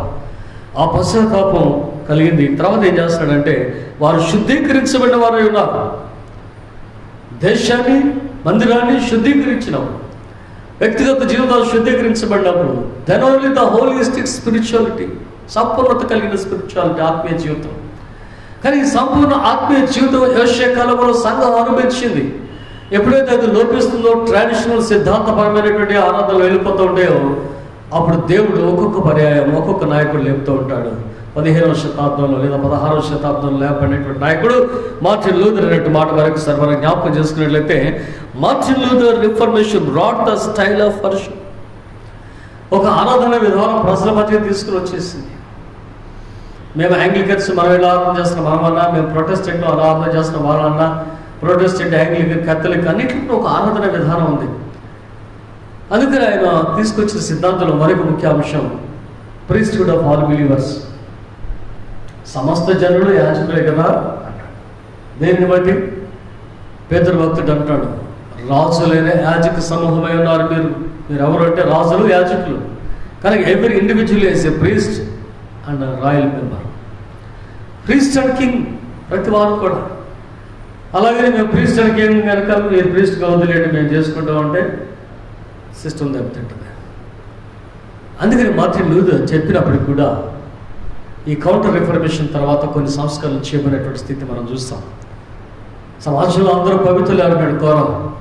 ఎందుకయ్యా అబ్రహాము, మోషే మీరు మాత్రమే ఏదో గొప్పలాగా? సమాజంలో అందరూ ఒకటే, దేవుని సన్నిధిలో అంటున్నాడు. ఎస్, సమాజంలో అందరూ ఒకటే, కానీ ఒక్కొక్కరికి ఒక్కొక్క తలాంతు ఇవ్వబడింది. అందుకని దేవుడు కొందరికి 10, కొందరికి 5, కొందరికి 1 ఇచ్చాడు. ఆ 1 ఇచ్చిన బుద్ధుడని తెలుసు, అయినప్పుడు కూడా వాడికి ఇవ్వాలి కనుక సమాజ న్యాయం చేశాడు. అక్కడైనా సమాన హక్కును కల్పించాడు. నాకు కూడా టాలెంట్ ఇవ్వబడింది, కానీ నువ్వు ఇస్తే వేస్ట్ చేస్తామని తెలుసు. కనుక ఈ మాటలు వారు జ్ఞాపకం చేసుకున్నట్లయితే సమాజంలో అందరూ ఒకటే అనేది సమానత్వం. కానీ once again we can say పరలోక రాజ్యంలో కూడా అంతస్తుల విభేదం ఉన్నది. అంటే ఇక్కడ పడి ప్రార్థన చేసినాడు, కన్నీడు ప్రార్థన చేసినాడు, ఉపవాసాలను ప్రార్థన చేసినాడు, మోకాలు వంటి మోకాళ్ళలాగా తయారైనాడు, ఏమి బలు నలగకుండా ప్రార్థనలు చేసి 30 ఏళ్ళ గుడికి వెళ్ళి 30 ఏళ్ళ గుడికి వెళ్ళి అన్నాడు ఒకడేనా? కాదు కదా. వాళ్ళు పడి ఆకలి చంపుకొని, దాహం చంపుకొని, శరీరాన్ని కృషింపజేసుకుని, మోకాలు వంటి మోకాళ్ళలాగా మోకరించి ప్రార్థన చేసి ముఖాముఖి దేవుని చూసి దేవుని స్వరాలు విని దేవుని యొక్క మాటలు చొప్పు నడుచుకుంటూ జీవించిన వాళ్ళు అన్ని షూటు బూటు వేసుకుని చక్కగా గుడికి వచ్చి కూర్చుని వెళ్ళిపోయేటట్టు బాగా పరలోక రాజ్యంకి వెళ్ళి నాకు కూడా ఆ స్థానం కావాలంటే రాదు అది. అప్పుడు దేవుడు చెప్పాడు, ఆయన జీవించిన కాలంలో అతను మోకరించాడు, ప్రార్థన చేసుకున్నాడు, ఉపవాసం ఉన్నాడు, కన్నీళ్ళు ఇచ్చాడు, దుఃఖపడ్డాడు, ఎప్పుడు నాతో ముఖాముఖిగా మాట్లాడటానికి ఇష్టపడ్డాడు. అతనికి ఇవ్వనటువంటి స్థానం నీకు ఎక్కడ ఇస్తా? అతనితో సమానంగా నేను ఇవ్వలేదు అంటాడు. కాబట్టి ఇక్కడ మనం ఏం చేస్తున్నాము, ఎంత మోకరిస్తున్నామో, ఎంత ప్రార్థన చేస్తున్నాం, ఎంత ఉపవాసం చేస్తున్నాం, ఇవన్నీ మనం విడిచిపెడతాం. ఆడేం చేశాడు, ఈడేం చేశాడు, ఆడు తప్పు, వీడు తినేసాడు, ఆడు తినేసాడు, ఆడు పెద్దగుంటాకు, వీడు పాదిగుంటాకు, ఇవే సరిపోతుంది మన జీవితం అంతా కూడా. ఇవన్నీ బట్టి నువ్వు అక్కడికి వెళ్ళిన తర్వాత బలానమ్మకమైన మంచి దాసుడు అని అనమాట. ఆయన ఎక్కడ అంటాడు లేదు మనకు తెలియదు. It depends upon his grace. కాబట్టి మనం జ్ఞాపకం చేసుకోవాల్సింది ఏంటంటే, సంస్కరించబడేటువంటి కాలంలో ఈయన సంస్కరించినప్పుడు Martin Luther, today all the independent and mainline churches అన్నీ కూడా బైబిల్ కలిగి ఆరాధన కలిగి ఉన్నాయంటే కేవలం మార్టిన్ లూథర్ యొక్క గొప్పతనమైన మాట మనం జ్ఞాపకం చేసినప్పుడు. Now the changes took place in Catholic church. ఒకప్పుడు వాళ్ళ రిఫర్మేషన్ ముందు వాళ్ళ యొక్క స్థితి ఏమిటి అంటే, వాళ్ళు కూడా బైబిల్ అక్కడే పెట్టేవాళ్ళు. ఆ లాటిన్ భాషలో ఒక 4 మాటలు చదివేవాడు. మన ఫస్ట్ క్లాస్ సెకండ్ క్లాస్ అట్లా అంటున్నాము, అట్లా 4 మాటలు చదివేవారు. ఇది దేవుని వాక్కు అని చెప్పి మూసేసేవారు. తర్వాత ఇంటికి వెళ్ళిన తర్వాత నీ దగ్గర బైబిల్ లేదు, నా దగ్గర బైబిల్ లేదు, ఎవరి దగ్గర బైబిల్ లేదు, పాస్టర్ గారు ఏం చెప్పాడు ఎవరికి తెలియదు. కానీ చేంజెస్ వచ్చేసినాయి వాళ్ళ దగ్గర కూడా. ఇప్పుడు అందరి చేతులు కూడా క్యాథలిక్ బైబిల్ ఉంటుంది, రోమన్ క్యాథలిక్స్ దగ్గర. మన దగ్గర పవిత్రంగా పరిశుద్ధ గ్రంథం, వాళ్ళ దగ్గర పవిత్ర గ్రంథం. అందరి చేతుల్లో బైబిల్ ఉంది. కారణం ఏంటంటే మార్టిన్ లూథర్ యొక్క రిఫర్మేషన్ మనకే కాదు వాళ్ళకు కూడా మేలు చేసింది. వాళ్ళందరి చేతులకు వచ్చింది. ఒకప్పుడు ప్రసంగాలు చేసేవారు కాదు, ఓన్లీ ఆరాధన. మనకు కూడా అది ఉంటుంది. యాంగ్లికన్ సిస్టంలో మనకు కూడా ఉంటుంది. సెర్మన్ మే బి ప్రీచ్ అని అంటారు చివరిలో. ఆరాధన అంతా అయిపోయిన తర్వాత, ఆఫర్టరీ కూడా అయిపోయిన తర్వాత ఇస్తాడు అన్నమాట ఒక line, sermon may be preach. So Anglican సిద్ధాంతంలో ప్రసంగం చేయవచ్చు, చేయకపోవచ్చు, ఆరాధన మాత్రం కంపల్సరీ. ఆరాధన చేసుకెళ్ళిపోయేవారు. మనకు ప్రసంగాల తర్వాత 4 గంటలు చెప్తాను, మేము గంట చెప్తాను. మన ప్రసంగం 20 నిమిషాలు. వాస్తవంగా 20 నిమిషాలు చెప్తే బాగుంటుంది, కానీ 20 నిమిషాలు చెప్తే అంతా చెప్పలేము. 20 నిమిషాలు చెప్తే అవతల పెద్దకోసం పాదిరి గారు 3 గంటలు చెప్తున్నాడు కనుక మా అయ్యగారు 20 నిమిషాలు చెప్తున్నాడు కనుక మేము అక్కడికి వెళ్ళిపోతామని వాళ్ళు కూడా ఉంటారు. కనీసం వాళ్ళకి 3 గంటలు చెప్పినా 1 గంట చెప్పాలనేటువంటి ఆశ మాకుంటుంది. గంట సేపు చేతి విసుకునే స్థితి మీకు ఉంటుంది. ఇవన్నీ మన సంఘంలో మామూలే. అయితే జరిగేది ఏంటంటే వాక్యం అనేది చెప్పబడుతుంది. ఈ రోజున 20 నిమిషాలు చెప్పావా, 1 అవర్ చెప్పావా, 3 అవర్స్ చెప్పావా అనేది కాదు. కానీ even in the Catholic church వాళ్ళు కూడా మంచి రివైవల్, స్పిరిచువల్ హీలింగ్ మినిస్ట్రీస్ చేస్తున్నటువంటి కాలాలు మనం చూస్తాం. ఇటు హైదరాబాద్ వైపు అయ్యేది కొంత ఊరింది హీలింగ్ మినిస్టర్ మొత్తంగా అదే మొత్తంగా. సో హీలింగ్ మినిస్ట్రీ కూడా జరుగుతుంది. ఒకప్పుడు ట్రెడిషన్ ఏంటంటే బైబిల్ చదివి అయిపోయిన తర్వాత అయ్యగారు చెప్పారు ఆమెన్. కానీ ఇండివిజువల్ రీడింగ్ స్టార్ట్ అయినాయి, బైబిల్ చదవడం ప్రారంభమైంది. కనుక మార్టిన్ లూథర్ రిఫర్మేషన్ అనేది ఒక ప్రొటెస్టెంట్ చర్చెస్లోనే కాకుండా even in the Catholic churches reformation ప్రారంభమైంది అనేటువంటి మాట మనం జ్ఞాపకం చేసుకున్నట్లయితే ఇద్దరు కలిసి క్రీస్తు రాజ్యం కొరకు, రాకడ కొరకు ఎదురు చూస్తున్న మాట వాస్తవం. వాళ్ళు పరలోక రాజ్యం కొరకు ఎదురు చూస్తున్నారు. ప్రొటెస్టెంట్స్ పిలువబడినటువంటి వారు కూడా పరలోక రాజ్యం కొరకు ఎదురు చూస్తున్నారు. సో కామన్ ఫైట్ ఏంటంటే వచ్చేటప్పటికి మేము పరలోకం కొరకు ఎదురు చూస్తున్నాం, మేము కూడా పరలోకం కొరకు ఎదురు చూస్తున్నాం. కనుక అందరూ ఎదురు చూసేది అదే. ఇప్పుడు పోప్ అంటాడు అనమాట, ఎవరి మనం ఎందుకు ముందుకు వెళ్ళకూడదు కలిసి అంటాడు. ఎందుకు ముందుకు వెళ్ళకూడదు? అవును వెళ్ళొచ్చు. ఏముంది అంటే కామన్ ఇష్యూస్ కూడా అనమాట. వారు క్యాథలిక్సా, మీరు ప్రొటెస్టెంట్సా అనే బదులు ఒక మైనారిటీ ఇష్యూని తీసుకుంటే ఇగో ఒక దళితుడిని ప్రభుత్వం ఇబ్బంది పెట్టింది, ఒక దళితుడిని ఒక ఉన్నత సమాజం ఇబ్బంది పెట్టింది అంటాడు. ఆ దళితుడు some times maybe Protestant Christian, some times maybe Catholic Christian. ఆ దళితుల్లో ఒకసారి ఇబ్బంది పడేటువంటి వాడు ఒక ప్రొటెస్టెంట్ క్రిస్టియన్ అయి ఉండవచ్చు, మరొకసారి ఇబ్బంది పడేవాడు కేథలిక్ కారణం చెడు గొడవలు జరిగినప్పుడు we were united together all the Catholics and Protestant churches in ఏల్గూరు. అందరూ కలిసి ఒక చోట మీటింగ్ పెట్టాం. మా వాళ్ళ మీద అలా చేయడం తప్పు అని అన్నా. అంటే ఎక్కడికి వస్తున్నాయంటే ఒక కామన్ ఇష్యూ వచ్చేటప్పటికి, కామన్ ప్రాబ్లం వచ్చేటప్పటికి వాడు దళితుడు అనే మాట వచ్చేటప్పటికి క్రిస్టియన్లో కేథలిక్, పెంతెకోస్తా, ఫెలోషిప్, ప్రొటెస్టెంట్ నుంచి ఒక దళితుడు, ఒక మైనారిటీ ఇబ్బంది పడుతున్నాడు. కనుక there are many common issues in the society.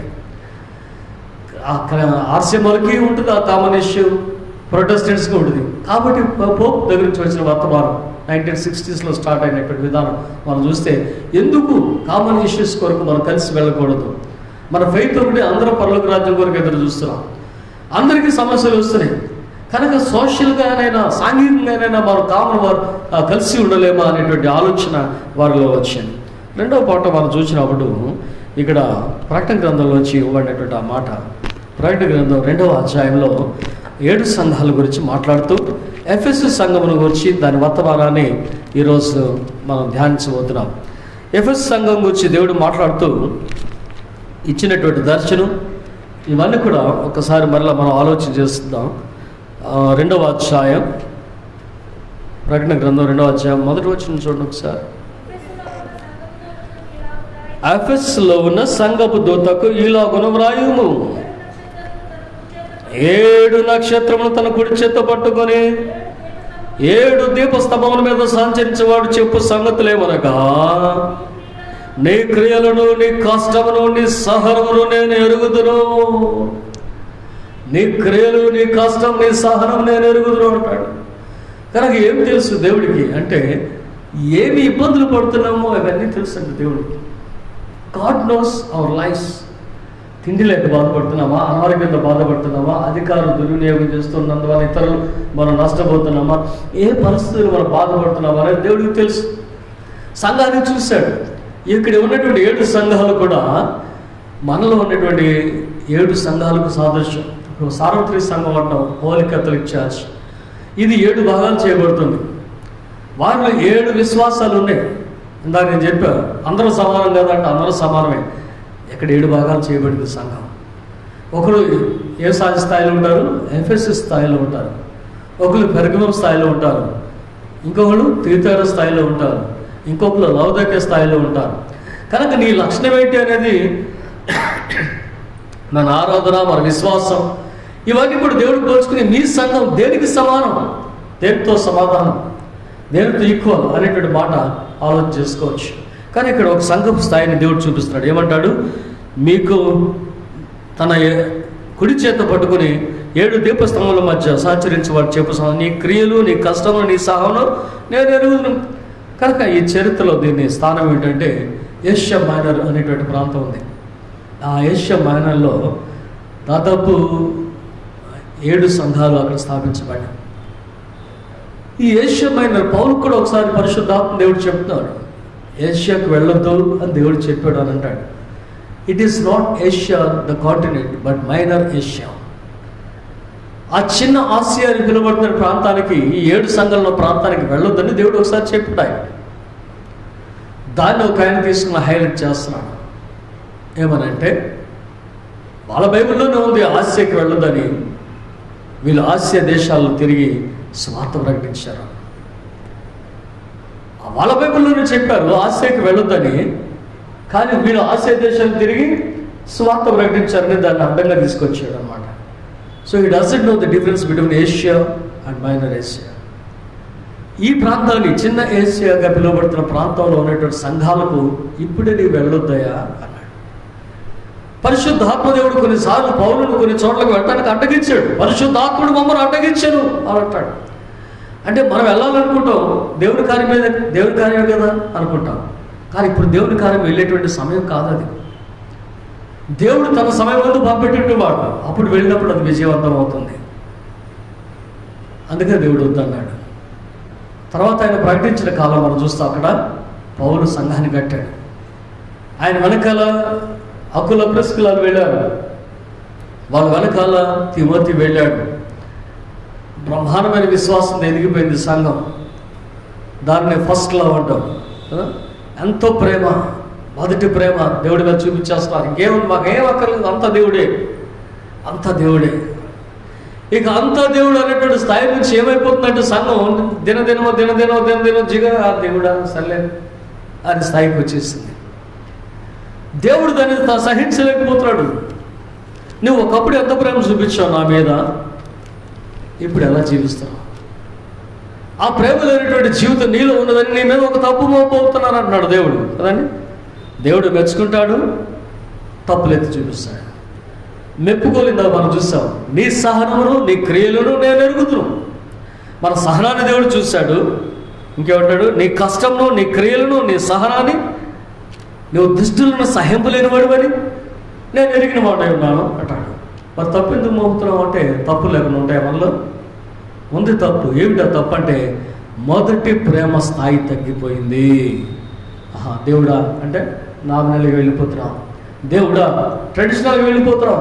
ఒకప్పుడు దేవుడు దేవుడు దేవుడు అని ఆత్మీయంగా ఎదిగినటువంటి వ్యక్తి ఈరోజు నా ఒక నార్మల్ లైఫ్, స్పిరిచువల్గా ఒక ట్రెడిషనల్ లైఫ్, ఒక మెకానికల్ లైఫ్కి వెళ్ళిపోతున్నాం.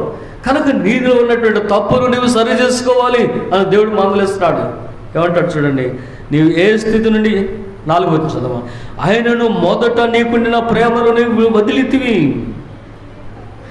ఏ స్థితిలో నుండి పడితేవో జ్ఞాపకం చేసుకో అన్నాడు. ఏ స్థితి నుండి పడితేవో జ్ఞాపకం చేసుకో. Revive and relive. రివైవ్ కావాలా? రివైవ్ కావాలంటే జ్ఞాపకం చేసుకోవాలా. ఒకప్పుడు నేను ఇలా ప్రార్థన చేసుకునేవాడిని, రోజు గంటన్నర ప్రార్థన చేసుకునేవాడిని, ఇప్పుడు 10 నిమిషాలు కూడా చేసుకోలేకపోతున్నాం. దేవుని అంగీకరించిన మొదటి దినాలు ఇన్నిసార్లు మీటింగ్కి వెళ్ళేవాడిని, ఇన్నిసార్లు ఆరాధనకి వెళ్ళేవాడిని. అన్నీ కూడా ఆలోచన చేసుకున్నప్పుడు మొదటి స్థాయి ఏంటనేది కనపడుతుంది. ఆ రివైవల్ ఎప్పుడైతే వచ్చిందో రివైవల్ వస్తుంది. కనుక అది రావాలి మానవ జీవితంలో అంటాడు. ఆ రిలైవ్ ఎప్పుడైతే వస్తుందో తిరిగి ఆలోచించుకునేటువంటి శక్తి, తిరిగి మొదటి స్థాయికి చేరుకునే శక్తి వస్తుంది అనేది దేవుడు ఈ పాఠం ద్వారా మనకు జ్ఞాపకం చేస్తున్నాడు. ఏ స్థితిలో పడితే జ్ఞాపకం చేసుకున్నాము.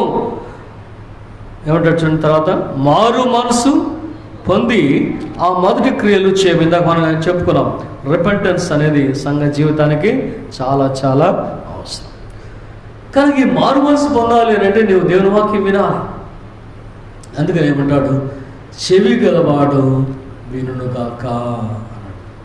చెవి గలవాడు వినుగాక. ఏం చెవులు కావాలి అని అంటే నేలకొండినట్లు మన చెవులు ఏమైపోయాయంట, మందమైపోయినాయి. చూడలేకుండా కన్నులు మందమైపోతున్నాయి. కనుక ఆత్మీయ నేత్రాలు, ఆత్మీయ చెవులు విశ్వాస జీవితానికి కావాలి అని దేవుడు మరీ చెప్తున్నటువంటి సంఘంగా ఎఫెస్ సంఘాన్ని మనం జ్ఞాపకం చేసుకోవచ్చు. అందుకని ఏమంటాడు, చెవి గలవాడు వినుగాక. ఎవరెవరు మాట్లాడారు? తండ్రి మాట్లాడాడు, కుమారుడు తన కాలంలో మాట్లాడాడు, నేడు దినాల్లో పరిశుద్ధాత్మ మాట్లాడుతున్నాడు. వినగలిగేటువంటి చెవి మానవ జీవితంలో ఉన్నదా అంటే మోషే అంటే మోషే విన్నాడు, నోహ అంటే నోహ విన్నాడు, అబ్రహాం అంటే అబ్రహాం విన్నాడు. మరి మిగిలిన సంగతి ఏంటి? వాళ్ళందరూ దేవుని స్వరం వినేటువంటి స్థితి లేదు, వాళ్ళు చెవులు లేవు. నేటి దినాల్లో పరిశుద్ధాత్మ దేవుడు ఎంతగానో నీ కొరకు ఘోషించినప్పటికి కూడా వినలేనటువంటి పరిస్థితుల్లో క్రైస్తవ సంఘం, క్రైస్తవ బిడ్డలు ఉండా. అందుకని దేవుడు మళ్ళీ మన అందరికీ చెప్తున్నాడు, ఏమని? చెవి గలవాడు వినుగాక. మరి దీనిలో బహుమతి ఏమైనా ఉందా అంటే అంటాడు చూడండి చివరిలో,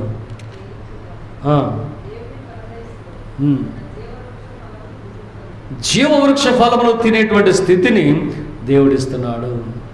జీవవృక్షాలు తినేటువంటి స్థితిని దేవుడు మనకి బహుమానంగా ఇస్తున్నాడు.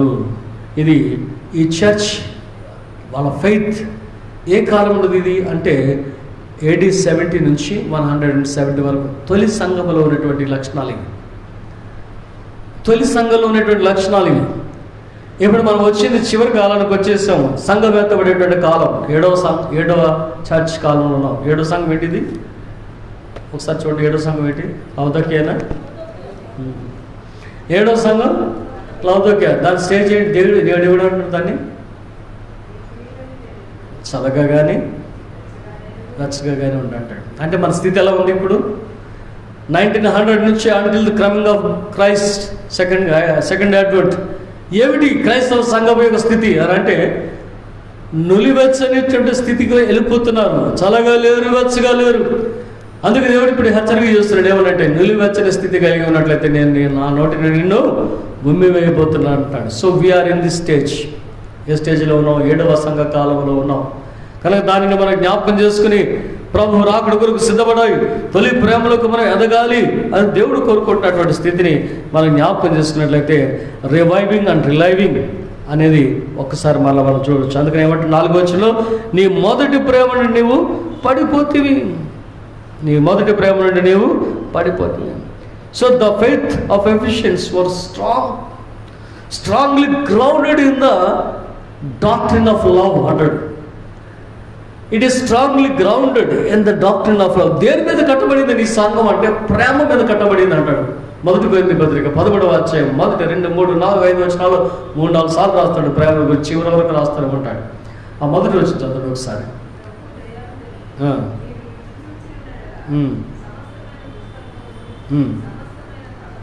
సమస్తమైన కపటమును విడిచి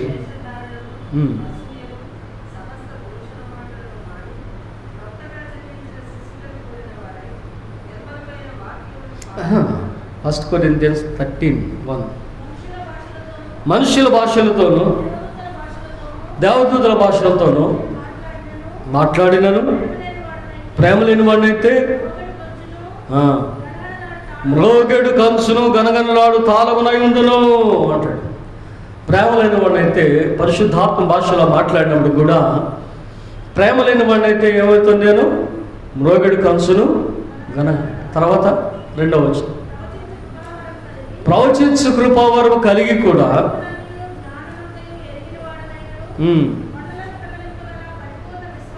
కొండలను పెగ్గలింపగలిగిన పరిపూర్ణ విశ్వాసం కలిగిన వాడిని అయినప్పటికీ ప్రేమ లేని వాడునైతే నేను వ్యర్థుడిని. కనుక ఆ చివరి వరకు అయ్యే మాటలు కనబడుతూ ఉంటాయి. ప్రేమ లేని వాడునైతే వ్యర్థుడును. ఎఫెసస్ సంఘం కట్టబడినటువంటి పునాది ప్రేమ మీద కట్టబడినది. క్రీస్తు ప్రేమ మీద కట్టబడినటువంటి సంఘం అది.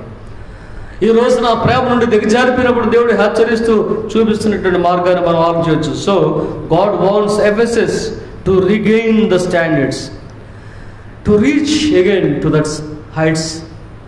వెళ్ళిపోవాలి, మళ్ళీ అంతస్తుకు రావాలని దేవుడు కోరుకుంటున్నట్లుగా మనం ఆలోచన చేసినట్లయితే మన యొక్క విశ్వాస జీవితంలో మనం ఇవ్వాల్సినటువంటి ప్రాధాన్యత ప్రేమకు ప్రధానమైనటువంటి ప్రేమ, సంఘ ప్రేమ, క్రీస్తు ప్రేమ దానికి ప్రధాన అంశంగా చూడాలని దేవుడు కోరుకుంటున్నాడు. కాబట్టి ఇక్కడ రిలైవ్ అనేటువంటి మాట ఒకసారి మనం ఆలోచన చేసినట్లయితే ఎప్పుడైతే దాన్ని జ్ఞాపకం చేసుకుంటామో మనం ఏ స్థితి నుంచి పడిపోయామో అప్పుడు తిరిగి ఉజ్జీవింపబడటానికి అదొక కారణం అవుతుంది. అలాగ కారణం కానప్పుడు అంటే మనం జ్ఞాపకం చేసుకోలేనటువంటి స్థితిలో జీవిస్తున్నప్పుడు రివైవల్ రాదు, ఉజ్జీవం రాదు. అలా అరే పడిపోయావు అంటే అరే పడిపోయినా అని తలంచుకొని లెగిస్తేనే తప్ప ఉద్యోగం రాదు. అందుకనే తప్పిపోయిన కుమారుని గురించి చక్కని మాట రాయబడుతుంది, అతనికి బుద్ధి వచ్చినప్పుడు అంటాడు. ఇంగ్లీష్లో మనం చూస్తే when he came to his senses. So సంఘాన్ని దేవుడు కోరుకుంటున్నాడు, ఎఫెసు సంఘాన్ని, నీకు బుద్ధి రావాలా, నీవు జ్ఞానంలోనికి రావాలా, నీకు తిరిగి తెలివి రావాలా. మనందరి జీవితాలు కూడా అది అవసరం. అది రాకుండా పోతుంది అనుకోండి, దెన్ నీడ్స్ ద రిఫార్మేషన్. అప్పుడు ఎవరో ఒకరు రావాలి సంస్కరించడానికి. కనుక ఆది సంఘంలో సంస్కారం చేసిన వారు, బైబిల్లో సంస్కారం చేసిన వారు మనం జ్ఞాపకం చేసుకుంటూ 15-16 శతాబ్దాలకి మార్టిన్ లూథర్ భక్తిని మరొకసారి జ్ఞాపకం చేసుకుంటున్నాం. సో మార్టిన్ లూథర్ గురించి మరొకసారి మనం ఆలోచన చేసినట్లయితే ఆయన చేసిన ఈ యొక్క రిఫర్మేషన్ ద్వారా ఈనాడు మనం అందరం కూడా ఈ దేవుని ఆరాధించే విధానాన్ని కలిగి ఉన్నాం. 3వ పాఠంగా సువార్త పాఠాన్ని చూద్దాం. 2వ పాఠంగా యోహాను సువార్త 2వ అధ్యాయం 12 నుంచి చదవబడిన వాక్యంలో ఏం కనబడుతుంది అని అంటే, అక్కడ కూడా ప్రభువారు ఒక రిఫర్మేషన్ చేస్తున్నారు. చక్కగా పస్కా పండగకి వెళ్ళాడు కదండి, కానానికి వెళ్ళాడు, అక్కడ గొప్ప అద్భుత కార్యం చేశాడు. ఆయన శిష్యులు ఆయన మీద విశ్వాసం ఉంచారు. ఈ లోపుగా మొట్టమొదటి పస్కా వచ్చింది ఆయన పరిచర్య కాలంలో. ఆ పస్కాకి వెళ్ళాడు, కొద్ది దినాల ముందే వెళ్ళాడు. పస్కా దినానికి దేవాలయంకి వెళ్ళి అటు ఇటు తిరిగి చూస్తున్నాడు. ఏం కనబడింది అక్కడ అంటే వ్యాపారం కనబడింది కదా. ఏం కనబడింది అక్కడ అంటే వ్యాపారం కనబడింది. 12 వచనం నుంచి ఒకసారి. ఆయనయు ఆయన తల్లియు ఆయన సహోదరుడు ఆయన శిష్యులను కపెర్నహూమునకు వెళ్ళి ఉండేది. అక్కడి నుంచి పస్కా పండుగ వచ్చిందని యెరూషలేముకి వచ్చేసారు. దేవాలయంలో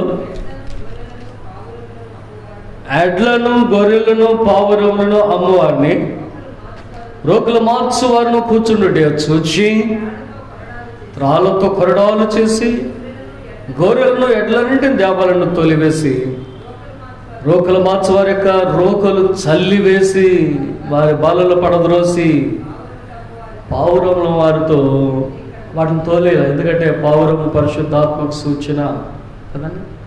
పరిశుద్ధాత్మ దేవుడు పావురంలో దిగివచ్చాను అనేటువంటి మాట వింటాం. కనుక వాళ్ళకి చక్కగా చెప్పాడు అనమాట, వీటిని ఎక్కడికి తీసుకెళ్ళిపోండి, సైలెంట్గా చెప్పాడు. మిగిలిన వాళ్ళందరూ కూడా బలాలు తోసేసి చల్లా చెదురు చేసి కొరడాలు చేసుకుంటూ పంపించి, ఎందుకు ప్రభువారికి అంత కోపం వచ్చింది అని అంటే అంటాడు తర్వాత, నా తండ్రి ఇల్లు వ్యాపారపు ఇల్లుగా చేయకుడి, ఇది నా తండ్రి ఇల్లు, దీనిని మీరు వ్యాపారపు ఇల్లుగా చేయకుడి. How dare you turn my father's house into a market అన్నాడు. నా తండ్రి ఇంటిని వ్యాపార సంస్థగా చేస్తారు మీరు, అందుకని నేను మీ మీద కోపగించుకుంటున్నాను. కోపం మానవ సహజం కదండి. యేసుదేవుడు మంచి దేవుడే, కన్నగల దేవుడే, జాలగల దేవుడే. ఒక చెప్పకూడదు, రెండో చెప్ప చూపించాడు, అది నేర్పించాడు జనాలకి. దానిని ఆచరించి శిలువ మీద దానిని నిజం చేసుకున్నాడు శిలువ యాగంలో. మరి ఆయన కోపం ఎందుకు వచ్చింది? దేవుడు కోపం వస్తుందా? అక్కడ జరిగింది ఇది. ఆయన కోపం వచ్చింది. తన తండ్రి ఇంటిని వ్యాపారం ఇల్లుగా సంఘం మార్చేసింది కనుక. మొదట చూస్తున్నాం, యోషియా కాలంలో ఆరాధన లేదు. యోషియా రిఫార్మ్ చేశాడు, హిజ్కియా రిఫార్మ్ చేశాడు. వీళ్ళందరూ పాత నిబంధన కాలంలో రిఫార్మ్ చేసుకుంటూ వచ్చారు సంఘాన్ని. ఇక్కడ అదే కంటిన్యూ అవుతుంది. పితరుల పారంపర్యాచారము అనేది కంటిన్యూ అవుతున్న కాలంలో మరి ఎవరెవరు చెప్పారు, ఎవరెవరు పర్మిషన్స్ ఇచ్చారు మనకు తెలియదు. ఆ పెద్దల్లో తెచ్చేసిన అందరూ స్టాల్స్ పెట్టేస్తున్నారు. ఇక అక్కడ నిత్యం వ్యాపారం జరుగుతుంది తప్ప ఆరాధన జరగట్లేదు. ఆరాధన యాస్టి జరుగుతుంది, కానీ ఆరాధన కంటే ప్రాముఖ్యం ఈ వ్యాపారం జరుగుతుంది. దానిని ప్రభువారు సహించలేక తాళ్ళతో కొరడాలు చేసి వారిని కొట్టి వారి బలను పడదోసి ఆ రోకలు చలివేసి నా తండ్రి ఇంటిని ఏం చేశారు, వ్యాపార పిల్లుగా చేయకుడని చెప్పి వారిని గద్దించాడు. ఇదే చరిత్ర మరలా 1500-1600 సంవత్సరాల తర్వాత మార్టిన్ లూథర్ చేశాడు. ఇదే చరిత్ర మరలా సంఘంలో రిపీట్ అయింది. ఇంటెలిజెన్స్ అనేది ప్రారంభమైనది వాళ్ళు మొదలుపెట్టారు డబ్బు సంపాదించడానికి ఒక మార్గం ఏమిటంటే పాప పరిహార పత్రాన్ని అమ్మటం. కానీ మీ తాతగారు వెళ్ళలేదు పరలోకానికి, మరి ఏం చేయాలి? 500 పెట్టి కొనుక్కో, తాత పరలోకానికి వెళ్తాడు అన్నాడు. అది బైబిల్ ఎక్కడుంది? లేదు. కాబట్టి ఈ యొక్క వ్యాపారాన్ని సంఘం యొక్క పరిస్థితులను మార్చినటువంటి వ్యక్తిగా మార్టిన్ లూథర్ మనం జ్ఞాపకం చేసుకున్నట్టయితే ఒక్కసారి మరలా ఆలోచించాలి. ప్రతి వారు కూడా రిఫార్మర్ కాలేడు కదండి, ప్రతి వారు కూడా రిఫార్మర్ కాలేడు. ఈ రెబలియస్ జీవితం అనేది ఒక రెబల్గా ఆ యొక్క దాన్ని ప్రారంభిస్తాడు. వాళ్ళ కాలాన్ని మనం చూస్తే, మార్టిన్ లూథర్ కాలం చూస్తే, పోప్ ఎదుట మార్టిన్ లూథర్ అనే వ్యక్తి రెబల్, సంఘం మీద తిరుగుబాటు చేశాడు. అందుకని పోపు ఒక బుల్ ఇష్యూ చేశాడట. ఇతడు దోషి, సంఘానికి వ్యతిరేకి కనుక పాపుల అధికారాన్ని చూపించాడు. ఇతడు సంఘానికి వ్యతిరేకి, తిరుగుబాటుదారుడు అన్నాడు. ఈ రోజున మనం దాన్ని రిఫర్మేషన్ అంటున్నాం. ఆయన మార్పు తీసుకొచ్చాడు, ఆయన మార్పు తీసుకొచ్చాడు అని అంటాం. కానీ ఆ రోజున ఉన్నటువంటి అధికారంలో వారు ఏమన్నారంట, it is a rebel. So reformation అనేది ఒక వ్యక్తి యొక్క తిరుగుబాటుతోనే ప్రారంభమవుతుంది. కానీ ఎవరి తిరుగుబాటు, ఎవరి రెబెలియస్ నేచర్, ఎవరి rebellion can not be a reformer కాలేడు.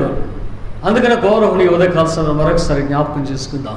ఇందాక కూడా అన్నాను కదా, గౌరవ్ అంటాడు వారి కుటుంబాలకు వచ్చి, మీరు మాత్రమేనా? మోషే అహరోను మేము లేమా? సర్వ సమాజం ఒకటి కాదా? మిమ్మల్ని మీరే ఎందుకు హెచ్చించుకుంటున్నారా అన్నాడు. వాళ్ళు హెచ్చించుకున్నారా? దేవుడు మోషేని పిలిచాడు. ఎదుగు నీ అన్నైనటువంటి అహరోనుని యాజకుడిగా, ప్రధాన యాజకుడిగా చేయి, ఆయన కుమారుల యాజకులుగా చేయి, లేవీలందరినీ యాజకుల వరుసలో ఉంచు, ప్రధానుని పాత్ర మాత్రం అహరోను కుటుంబానికి మన దేవుడు చెప్పాడు. అందరూ లేవీలే, లేవీలందరూ యాజకులు కాలేరు. యాజక వంశం నుంచి రావాలంటే అహరోను వంశం నుంచి రావాలి.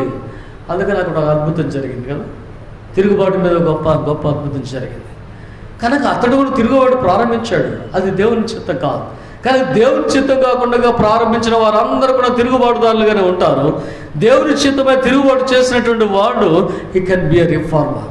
కనుక మార్టిన్ లూథర్ మనం జ్ఞాపకం చేసుకున్నప్పుడు అతడు అలాగునే చేయడం దేవుని చిత్తమై ఉన్నది. కనుకనే 1500 సంవత్సరాల నుంచి సంఘం ఆయనని జ్ఞాపకం చేసుకుంటుంది. ఈ రోజున ఏ సంఘం అయితే అతడు తిరుగుబాటుదారుడు అన్నాడు, వారు ముందుకు వచ్చి అతడు మంచివాడు అనేటువంటి స్థాయికి దిగి వచ్చారు. కనుక ఎప్పుడైతే 31 అక్టోబర్ 1517లో ఆయన క్యాథలిక్ చర్చిలో 95 పుస్తకాలను అంటుకొట్టాడు, మేకులతో కొట్టాడు. మీరు చేసే తప్పన్నాడు. పోప్ గారు 1520 సంవత్సరాలు అంటే 3 years తర్వాత, లేదా 2 years 2 months తర్వాత ఆయన ఒక బుల్ ఇష్యూ చేశాడు అన్న. ఏమని? పోప్ అంటాడు, దిస్ రిఫర్మేషన్ దట్ స్ప్లిట్స్, సంఘాన్ని బాగు చేసేసింది. అతడు రిఫార్మర్ కాదు, ఉద్యమకారుడు కనుక అతనిని వెలివేస్తున్నారనేటువంటి మాటలు ఆయన పలికిన విధానాన్ని మనం జ్ఞాపకం చేసుకోవచ్చు. అయితే 1960లో ఇందాక మనం అనుకున్నట్లుగా పోప్ గారు మారాడు, కొద్దిగా మారి ఎక్యుమెనికల్ డైలాగ్ అనేదాన్ని ఒకదాన్ని విడుదల చేశాడు. ఇందాక మనం అనుకున్నాం, ఎందుకు మనం అందరూ కలిసి వెళ్ళకూడదు, సంఘాలని కలిసి ఎందుకు ఉండకూడదు? నా సిద్ధాంత ప్రకారం నేను ఆరాధన చేస్తాను, నీ సిద్ధాంత ప్రకారం నువ్వు ఆరాధన చేయి, కానీ సమాజం కొరకు మనం కలిసి ముందుకు వెళ్దాం. సో అక్కడ సంఘం తిరిగి కలవడం అనేది ప్రారంభమైంది. నేటి దినాల వరకు కూడా అది కొనసాగుతున్నటువంటి స్థితి మనం చూస్తాం. So today we have that ecumenical fellowship. వాళ్ళు మన దగ్గరికి వస్తారు, మనం వాళ్ళ దగ్గరికి వెళ్తున్నాం. పండుగలు అంటే కలిసి చేస్తున్నాం, సిలువయాత్రలు అంటే కలిసి చేస్తున్నాం, లేదంటే ఒక దేనన్నా గొప్ప కార్యక్రమం చేయాలంటే కలిసి వెళ్తున్నాం. అన్నీ కూడా కలిసి జరుగుతున్నాయి. కాథలిక్స్, ప్రొటెస్టెంట్స్ కలిసి చేసుకుంటారు. ఈ చిన్న వాళ్ళందరూ ఎప్పుడు కలవరే కాదు, సొంతంగా గుళ్ళాళ్ళే. కానీ మెయిన్లైన్ చర్చ్ అని కూడా కాథలిక్ చర్చ్తో కలుస్తున్నాయి. అనేక సిద్ధాంతాల మీద, అనేక పనుల మీద వారు కలిసి చేస్తున్నటువంటి కార్యంగా మనం జ్ఞాపకం చేసుకున్నట్లయితే, అప్పుడు పోప్ గారు ఏమన్నాడట, ఇతడు తిరుగుబాటుదారుడు అన్నాడు. కానీ 500 సంవత్సరాల తర్వాత పోప్ ఫ్రాన్సిస్ ఈ రిఫర్మేషన్ పండుగకు ఆహ్వానించబడినప్పుడు ఆయన తిరిగి వచ్చిన తర్వాత వారు అడుగుతున్నారు, నువ్వు వెళ్ళొచ్చావు కదా పోప్, ఏమిటి నీ సంగతి అని అంటే ఈయన సమాధానం ఇస్తున్నాడు. చూడండి, 2 మాటలు మనం చూద్దాం. The church was not a role model. ఎందుకు మార్టిన్ లూథర్ తిరుగుబాటు చేశాడు అంటే, మాదిరిగా ఉండాల్సినటువంటి సంఘం మాదిరిగా జీవించలేకపోయింది. సంఘం అనేది సమాజానికి మాదిరిగా ఉండాలి, దేశానికి మాదిరిగా ఉండాలి, ప్రపంచానికి మాదిరిగా ఉండాలి. కానీ సంఘం మాదిరిగా జీవించలేకపోయింది. అదొక మొదటి తప్పు చెప్తున్నాడు. రెండవది, దెర్ వాస్ ఎ కరప్షన్. సంఘంలో అవినీతి పెరిగిపోయింది. అది అన్ని సంఘాల్లో కామన్ ఏమో ఆ రోజు నుంచి. సంఘంలో అవినీతి పెరిగిపోయింది. మూడవది అంటాడు, సంఘం లోకంతో కలిసిపోయింది. వరల్డ్లీనెస్, లోకంలోకి వచ్చేసింది సంఘం.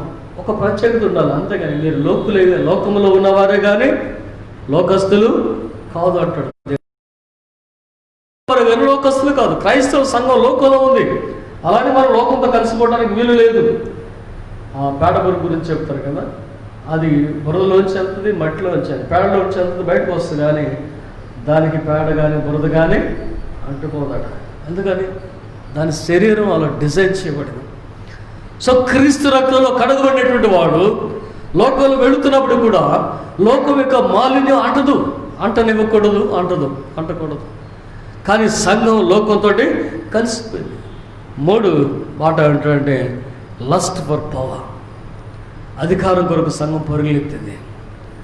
ఆ అధికారం కొరకు సంఘం పరుగులెత్తడం వల్ల తెలియనటువంటి తప్పులు ఎన్నో చేసింది. కనుక ఆ రోజున ఏమైందట, మాదిరిగా ఉండలేకపోయింది, అవినీతి పెరిగిపోయింది, లోకంతో కలిసిపోయింది, అధికారం కొరకు పాకులాడింది. అందువలన అతడు తిరుగుబాటు చేశాడు. బికాస్ హీఈస్ అన్ ఇంటెలిజెంట్ అన్నాడంట. ఏమన్నాడు? He protested against this and he was an intelligent man. ఈ తప్పులన్నీ కూడా చూశాడు కాబట్టి ఇది తప్పు అని చెప్పాడు. ఆయన తెలివి గలవాడు అన్నాడు పోప్ ఫ్రాన్సిస్. 500 సంవత్సరాల క్రితం పోపేమన్నాడు, నిన్ను బహిష్కరిస్తున్నాను అన్నాడు. 500 సంవత్సరాల తర్వాత పోపేమంటున్నాడు, అతడు తెలివి గలవాడు, సంఘాన్ని సంస్కరించాడు అని చెప్తున్నటువంటి మాట మనం జ్ఞాపకం చేసుకున్నప్పుడు మన జీవితాలు కూడా మనం ఆలోచించిన సంగతులు. రెబలియస్ అని అనుకున్నప్పుడు whether it is rebellion or reformer అని మనం ఆలోచించాలి. ఈ తిరుగుబాటు నిజంగా తిరుగుబాటు అవుతుందా? దేవుడు అంగీకరించేదా? దేవుడు అంగీకరించేదైతే అది రిఫర్మేషన్ అవుతుంది. దేవుడు అంగీకరించకపోతే అది తిరుగుబాటు అవుతుంది. కానీ ముందుగా తిరుగుబాటు చేయాలన్నా, సంస్కరణ చేయాలన్నా వ్యక్తిగత జీవితాలు సంస్కరించబడాలి. He was a monk. దేవుడికి భయపడేవాడట. పిడుగు పడితే కూడా ఆయన వెనకాల పిడుగు పడింది, నేను నడుచుకుంటూ వస్తుంది. ఇదిగో నేను తప్పు చేశాను కదా, దేవుడు నా మీద శిక్ష వేయబోయాడు అనుకున్నాడట. ఇప్పుడు పిడుగు పడుతుంటే మనం ఏం చేస్తాం? ఎక్కడ పిడుగు పడిందంట అనుకుంటాం. ఆయన నడుచుకుంటూ వస్తుంటే అక్కడ పిడుగు పడితే ఆయన ఏమనుకున్నాడంట, నేను తప్పు చేశాను, దేవుడు నన్ను శిక్షించబోయాడు. ప్రతి గడియ కూడా తను తాను పరిశీలన చేసుకుంటాడు. సో ఆత్మ పరిశీలన చేసుకున్నవాడు కనుక రిఫార్మ్ చేయడానికి దేవుడు ఎన్నుకున్నాడు. మనలో మార్పులు లేవు, మన సంస్కరణ మనం సంస్కరించుకోలేము, మన కుటుంబాలు మనం సంస్కరించలేము. How can we reform the church? ఇవి వాళ్ళలా చేశాడు, ఇలా చేశాడు, ఇవన్నీ మనం ఏలైతే చూపించాయి. వాళ్ళలా చేశారు, వీళ్ళు చేశారు అనకంటే ఫస్ట్ నువ్వేం చేసావు? ఇందాక కూడా మనం జ్ఞాపకం చేసుకున్నాం. ఆయన అంటాడు, ఇదిగో నేను అపవిత్రుడును, అపవిత్రమైన ప్రజల మధ్య ఉన్నటువంటి వాడను అంటాడు. ఎప్పుడు చూశాడు? ఆ వెలుగును చూసిన తర్వాత, దేవుని యొక్క తేజస్సును చూసిన తర్వాత, తన యొక్క భక్తి సహితం మురికి గుడ్డని తేలిపోయిన తర్వాత నేను అపవిత్రుడు అంటాడు. కానీ ఎవరి జీవితాలు వారు పరిశీలన చేసుకుంటే వాట్ వీఆర్ అని తెలుస్తుంది, నేనేంటి అని. అప్పుడు ఎవరి మీద కూడా ఆదాం కదండి, ఎవరి మీద కూడా వెళ్ళు, ఆయన ఎలా చేశాడు, ఈయన ఎలా చేశాడని మనం అనలేం. ఆత్మ పరిశీలన లేనప్పుడు మనం అనుకుంటా ఉంటాం. ఒకవేళ ఆత్మ పరిశీలన కలిగి అంటున్నాడు అని అంటే అది సంస్కరించబడేటువంటి సమయం అని సంఘం గుర్తించాలి. మార్టిన్ లూథర్ చేసినటువంటి సంస్కరణ తిరుగుబాటు కాదు. అప్పుడు పోపు అది అర్థం కానప్పటికి కూడా ఎప్పుడు పోపు దానిని ముద్ర వేశాడు, అది అవసరమైంది, అతను చేశాడు. హీ వాజ్ అన్ ఇంటెలిజెంట్, తెలివైనటువంటి వాడు కాబట్టి సంస్కరించగలిగాడు. మనం సంస్కరించుకుందాం, దేవుని చేత మనం సంస్కరించబడదాం. అవసరమైనప్పుడు దేవుని యొక్క సంఘాన్ని సంస్కరించేటువంటి స్థాయిలో మన ఆత్మీయ జీవితాన్ని పెంపొందించుకుందాం. అంటే కృప దేవుడు మనందరికీ దయచేయను గాక. ఆమేన్. ఇప్పుడు తండ్రికిని, కుమారునికిని, పరిశుద్ధాత్మకును మహిమ కలుగును గాక. మనందరం లేచి నిలిచి ఉండి అపోస్తలుల విశ్వాసం చెప్పుట ద్వారా మన విశ్వాసాన్ని వెల్లడి చేయండి. పరలోక భూలోకముల సృష్టికర్తయగు సర్వశక్తి గల తండ్రి అయిన దేవుని నేను నమ్ముచున్నాను. ఆయన ద్వితీయ కుమారుడును మన ప్రభువు అయిన యేసుక్రీస్తును నమ్ముచున్నాను. ఈయన పరిశుద్ధాత్మ వలన కన్యయగు మరియ గర్భమును ధరింపబడి ఆమెకు పుట్టాను. పొంతు పిలాతు కాలమందు బాధపడి సిలువ వేయబడి చనిపోయి పాతి పెట్టబడి అదృశ్య లోకములోనికి దిగాను. 3వ దినమున చనిపోయిన వారిలో నుండి తిరిగి లేచి పరలోకమునికి ఎక్కి సర్వశక్తి గల తండ్రి అయిన దేవుని కుడి చేతి వైపున కూర్చుండి ఉన్నారు. సజీవులకును మృతులకును తీర్పు తీర్చుటకు అక్కడి నుండి ఆయన వచ్చి పరిశుద్ధాత్మను నమ్ముచున్నాను. పరిశుద్ధ సార్వత్రిక సంఘమును, పరిశుద్ధుల సహవాసము, పాప క్షమాపణ, శరీర పునరుద్ధానం, నిత్య జీవనం నమ్ముచున్నాను. ఆమేన్. దయచేసి కూర్చునండి.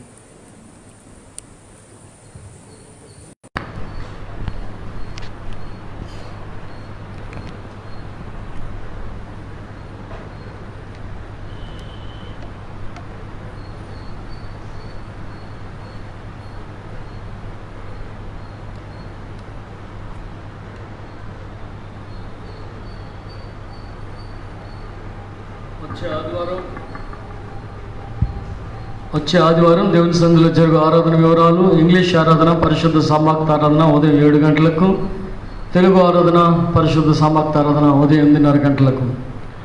గడిచిన వారం దేవుని సన్నిధికి వచ్చిన కానుకల వివరాలు. ఇంగ్లీష్ ఆరాధన సామాన్య కానుకలు 2070 రూపాయలు, తెలుగు ఆరాధనలో సామాన్య కానుకలు 16,240, కృతజ్ఞత కానుకలు 32,550. కృతజ్ఞత కానుకల వివరాలు: Mr and Mrs P Jayapal garu 20,000 రూపాయలు, మిస్సెస్ ఫ్లోరా ఆనందరావు 5,000 రూపాయలు, Mr L Eswararao and Mrs Rosemary garu 4,000 రూపాయలు, Mr and Mrs P George Robert in the memory of Reverend P George Robert, Reverend P George Robert and Shrimati P Manikyamma 1,000 రూపాయలు, nameless cover 1,000 రూపాయలు, thank offering in the plate 1,550 రూపాయలు. ఈ వారంలో వారి జన్మదినాలు జ్ఞాపకం చేసుకునే వారి కొరకు ప్రార్థన చేద్దాం. ఈ నెల 25వ తారీఖున Prakash Panyam Sanapi Solomon Raju, Puli Praveena daughter P Kanakaraju, Velagapalli Cheryl Sanjana daughter P V Naveen Kumar, Mrs Addanki Sujatha. 26వ తారీఖున తాళ్ళ వినూత్నాంజలి డాక్టర్ ఆఫ్ తాళ్ళ సుధీర్, తాడి మేరీదాస్. 27వ తారీఖున B Jairus Samuel Raj son of B John Prakash Babu, Tadi Vijay Kumar son of Tadi మేరీదాసు,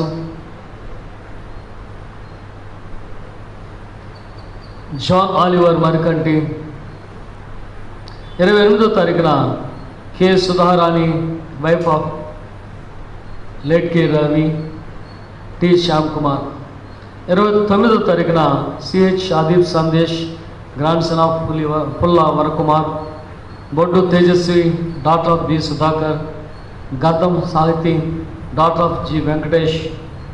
29వ తారీఖున నాలాది రాజబాబు గారు సన్ ఆఫ్ నాలాది ప్రకాశ్రావు గారు. 30వ తారీఖున Anand Dinakaran son of Jayan Anand Kumar, D Satyajit grand son of Sarveswararao garu, Nalini Jyothi. 31వ తారీఖున Emaraj Angel daughter of Rajababu గారు,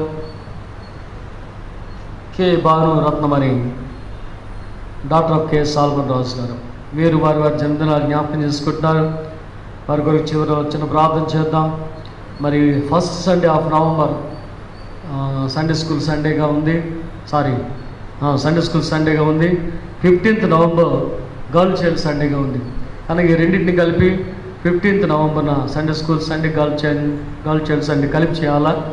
మరి సండే స్కూల్ సూపరింటెండెంట్ గారికి టీచర్స్ కూడా ఒక చిన్న రిక్వెస్ట్, మరి ఎలా కాంటాక్ట్ చేస్తారో, ఆన్లైన్లో ఎలా నేర్పించి కొద్దిగైనా సండే మనం చేసి మరి వచ్చిన పిల్లలతోనే చిన్న కార్యక్రమం జరిపిస్తే బాగుంటుందని మీరు చెప్తూ, అందుకని రేపు వారం కాకుండా 2 వారాల సమయం ఇస్తున్నాం.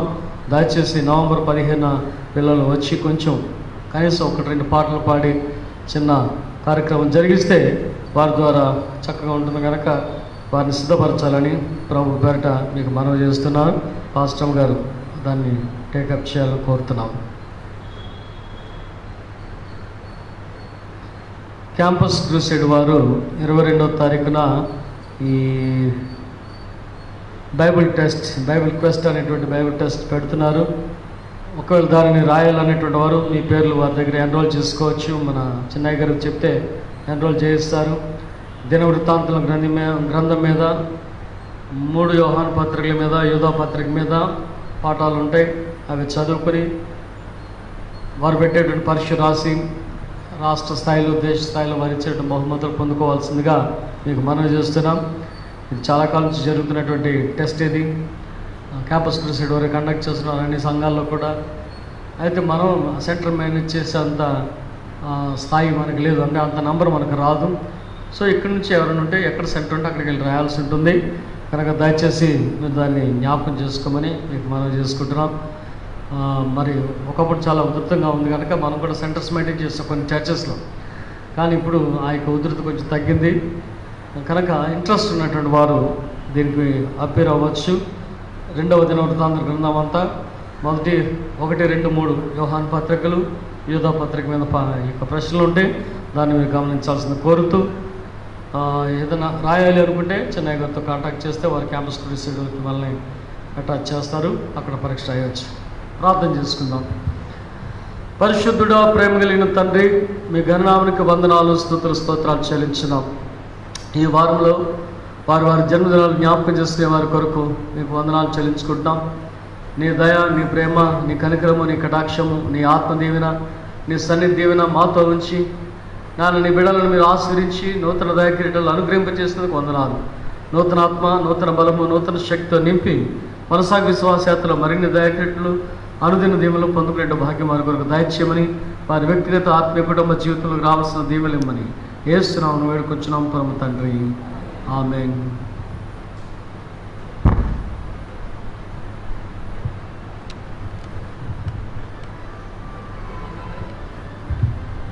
మనందరం లేచి నిలిచి ఉండి 388వ కీర్తన, విశ్వాసముతో వేడిడి వారికి అని కీర్తన పాడుతుండగా మన కానుకలు దేవునికి సమర్పించాం.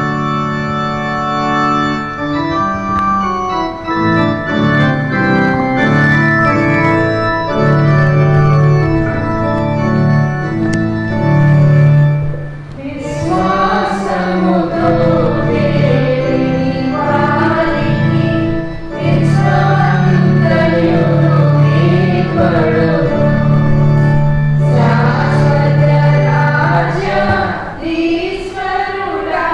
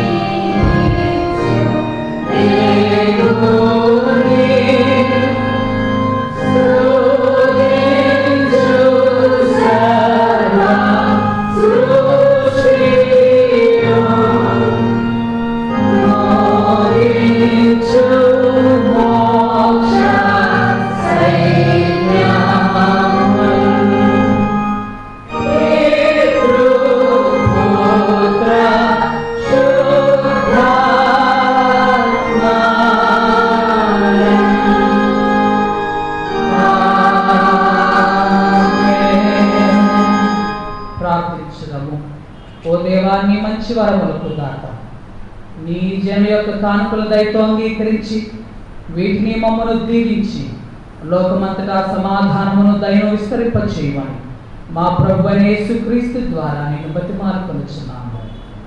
ఆమేన్. ప్రభు మీ తోడేండును గాక. ప్రార్థించుదము. ప్రభువా మమ్మను కనికరించుము. ప్రభువా మమ్మను కనికరించుము. మనమందరం కలిసి ప్రభు నేర్పిన ప్రార్థన చేయుదము. పరలోకమందుండు మా తండ్రి, మీ నామం పరిశుద్ధపరచబడును గాక. మీ రాజ్యం వచ్చును గాక. మీ చిత్తము పరలోకమందు నెరవేర్చున్నట్లు భూమి అందు నెరవేరును గాక. మానుదిన ఆహారం నేడు మాకు దయచేయము. మా ఎడల అపరాధములు చేసిన వారిని మేము క్షమించిన ప్రకారం మా అపరాధములను క్షమించుము. మమ్మల్ని శోధనలోనికి తేక దుష్టు నుండి తప్పించుము.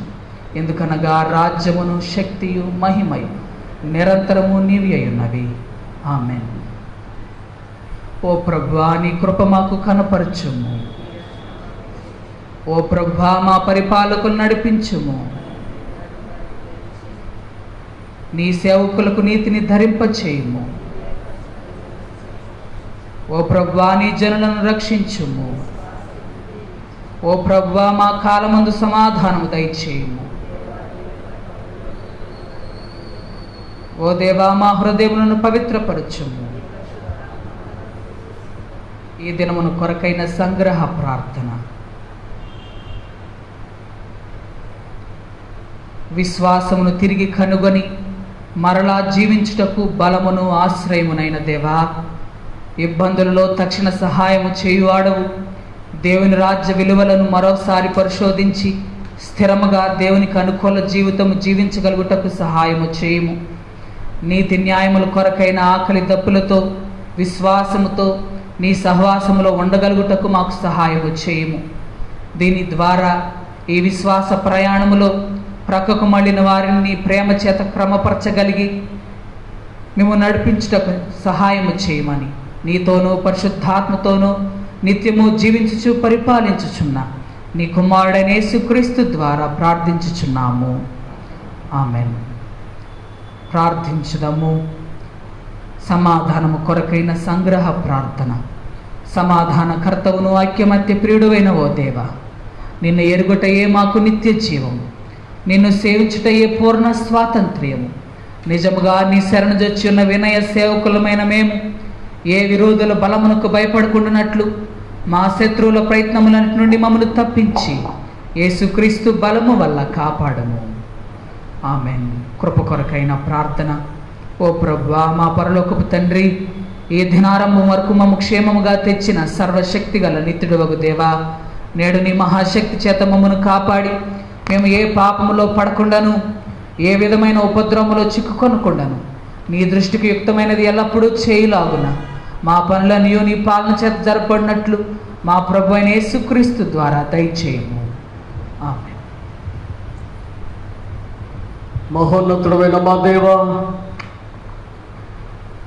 మరొక విశ్రాంతి దినంలో మా చేతులకు అనుగ్రహించి మీ పాద సన్నిధిలో మిమ్మల్ని స్తుతించు భాగ్యం దయచేసిన దేవా, కుడి వచ్చిన మీ జనులను మీరు దీవించండి. రాలేకపోతున్న వారి దయతో క్షమించండి. వృద్ధాప్యం వల్ల రాలేకపోతున్న వారిని జ్ఞాపకం చేసుకుని వారు వీక్షించండి. ఈ యొక్క ఆన్లైన్ ఆరాధన బట్టి వారు ఆత్మీయ మేలులు పొందుకోవడానికి సహాయం దయచేయండి.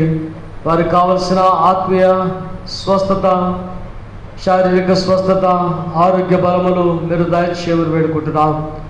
అలాగే ప్రభువా, ఎవరి కుటుంబంలో ఏ అక్కర ఉన్నదో, ఎవరి యొక్క స్థితి ఏ బలహీనత ఎలా ఉన్నదో మాకైతే తెలియదు. కానీ నాయన ప్రతి ఒక్కరికి మనములు విజ్ఞాపనలు ఆలకించేవారు కనుక వారి వారి అక్కర్లు కొద్ది సహాయం చేసి వారి వారి అక్కర్లు కొద్ది స్వస్థపరిచి సంపూర్ణ దీవులు మా సంఘానికి దయచేయండి. సంఘ కుటుంబాలన్నింటినీ, ఎవరి బిడ్డలైన వారందరినీ, నా వివాహం గురించి సిద్ధపడుతున్న వారిని, వివాహస్తులు అడిగిన వారిని, కుటుంబ జీవితంలో కొనసాగుతున్న వారిని, ఉద్యోగం చేయొచ్చిన వారిని, ఉద్యోగం కొరకు ఎదురు చూస్తున్న వారిని అందరూ కూడా మీకు అప్పగిస్తున్నాం. ప్రత్యేకంగా వృద్ధులను, స్త్రీలను, పసిబిడ్డలను అప్పగించుకుంటున్నాం, బాలింతలను అప్పగించుకుంటాం.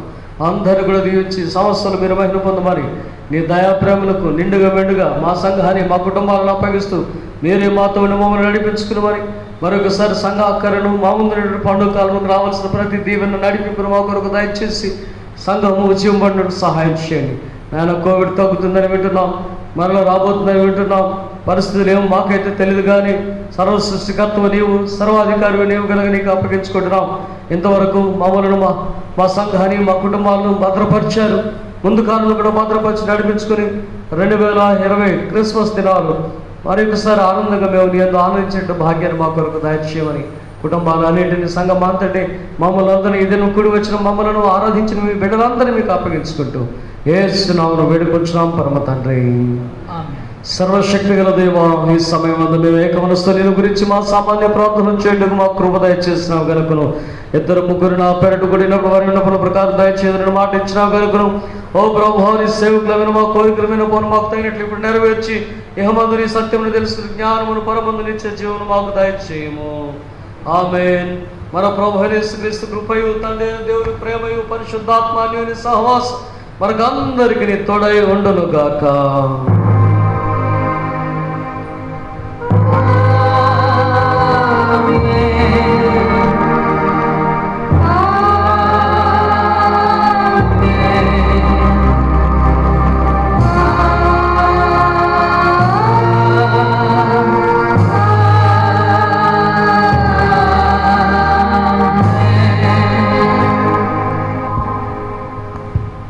ఆరాధన ముగించుకులాగా మనం అందరూ నిలబడి 614వ కీర్తన పాడుకుందాం.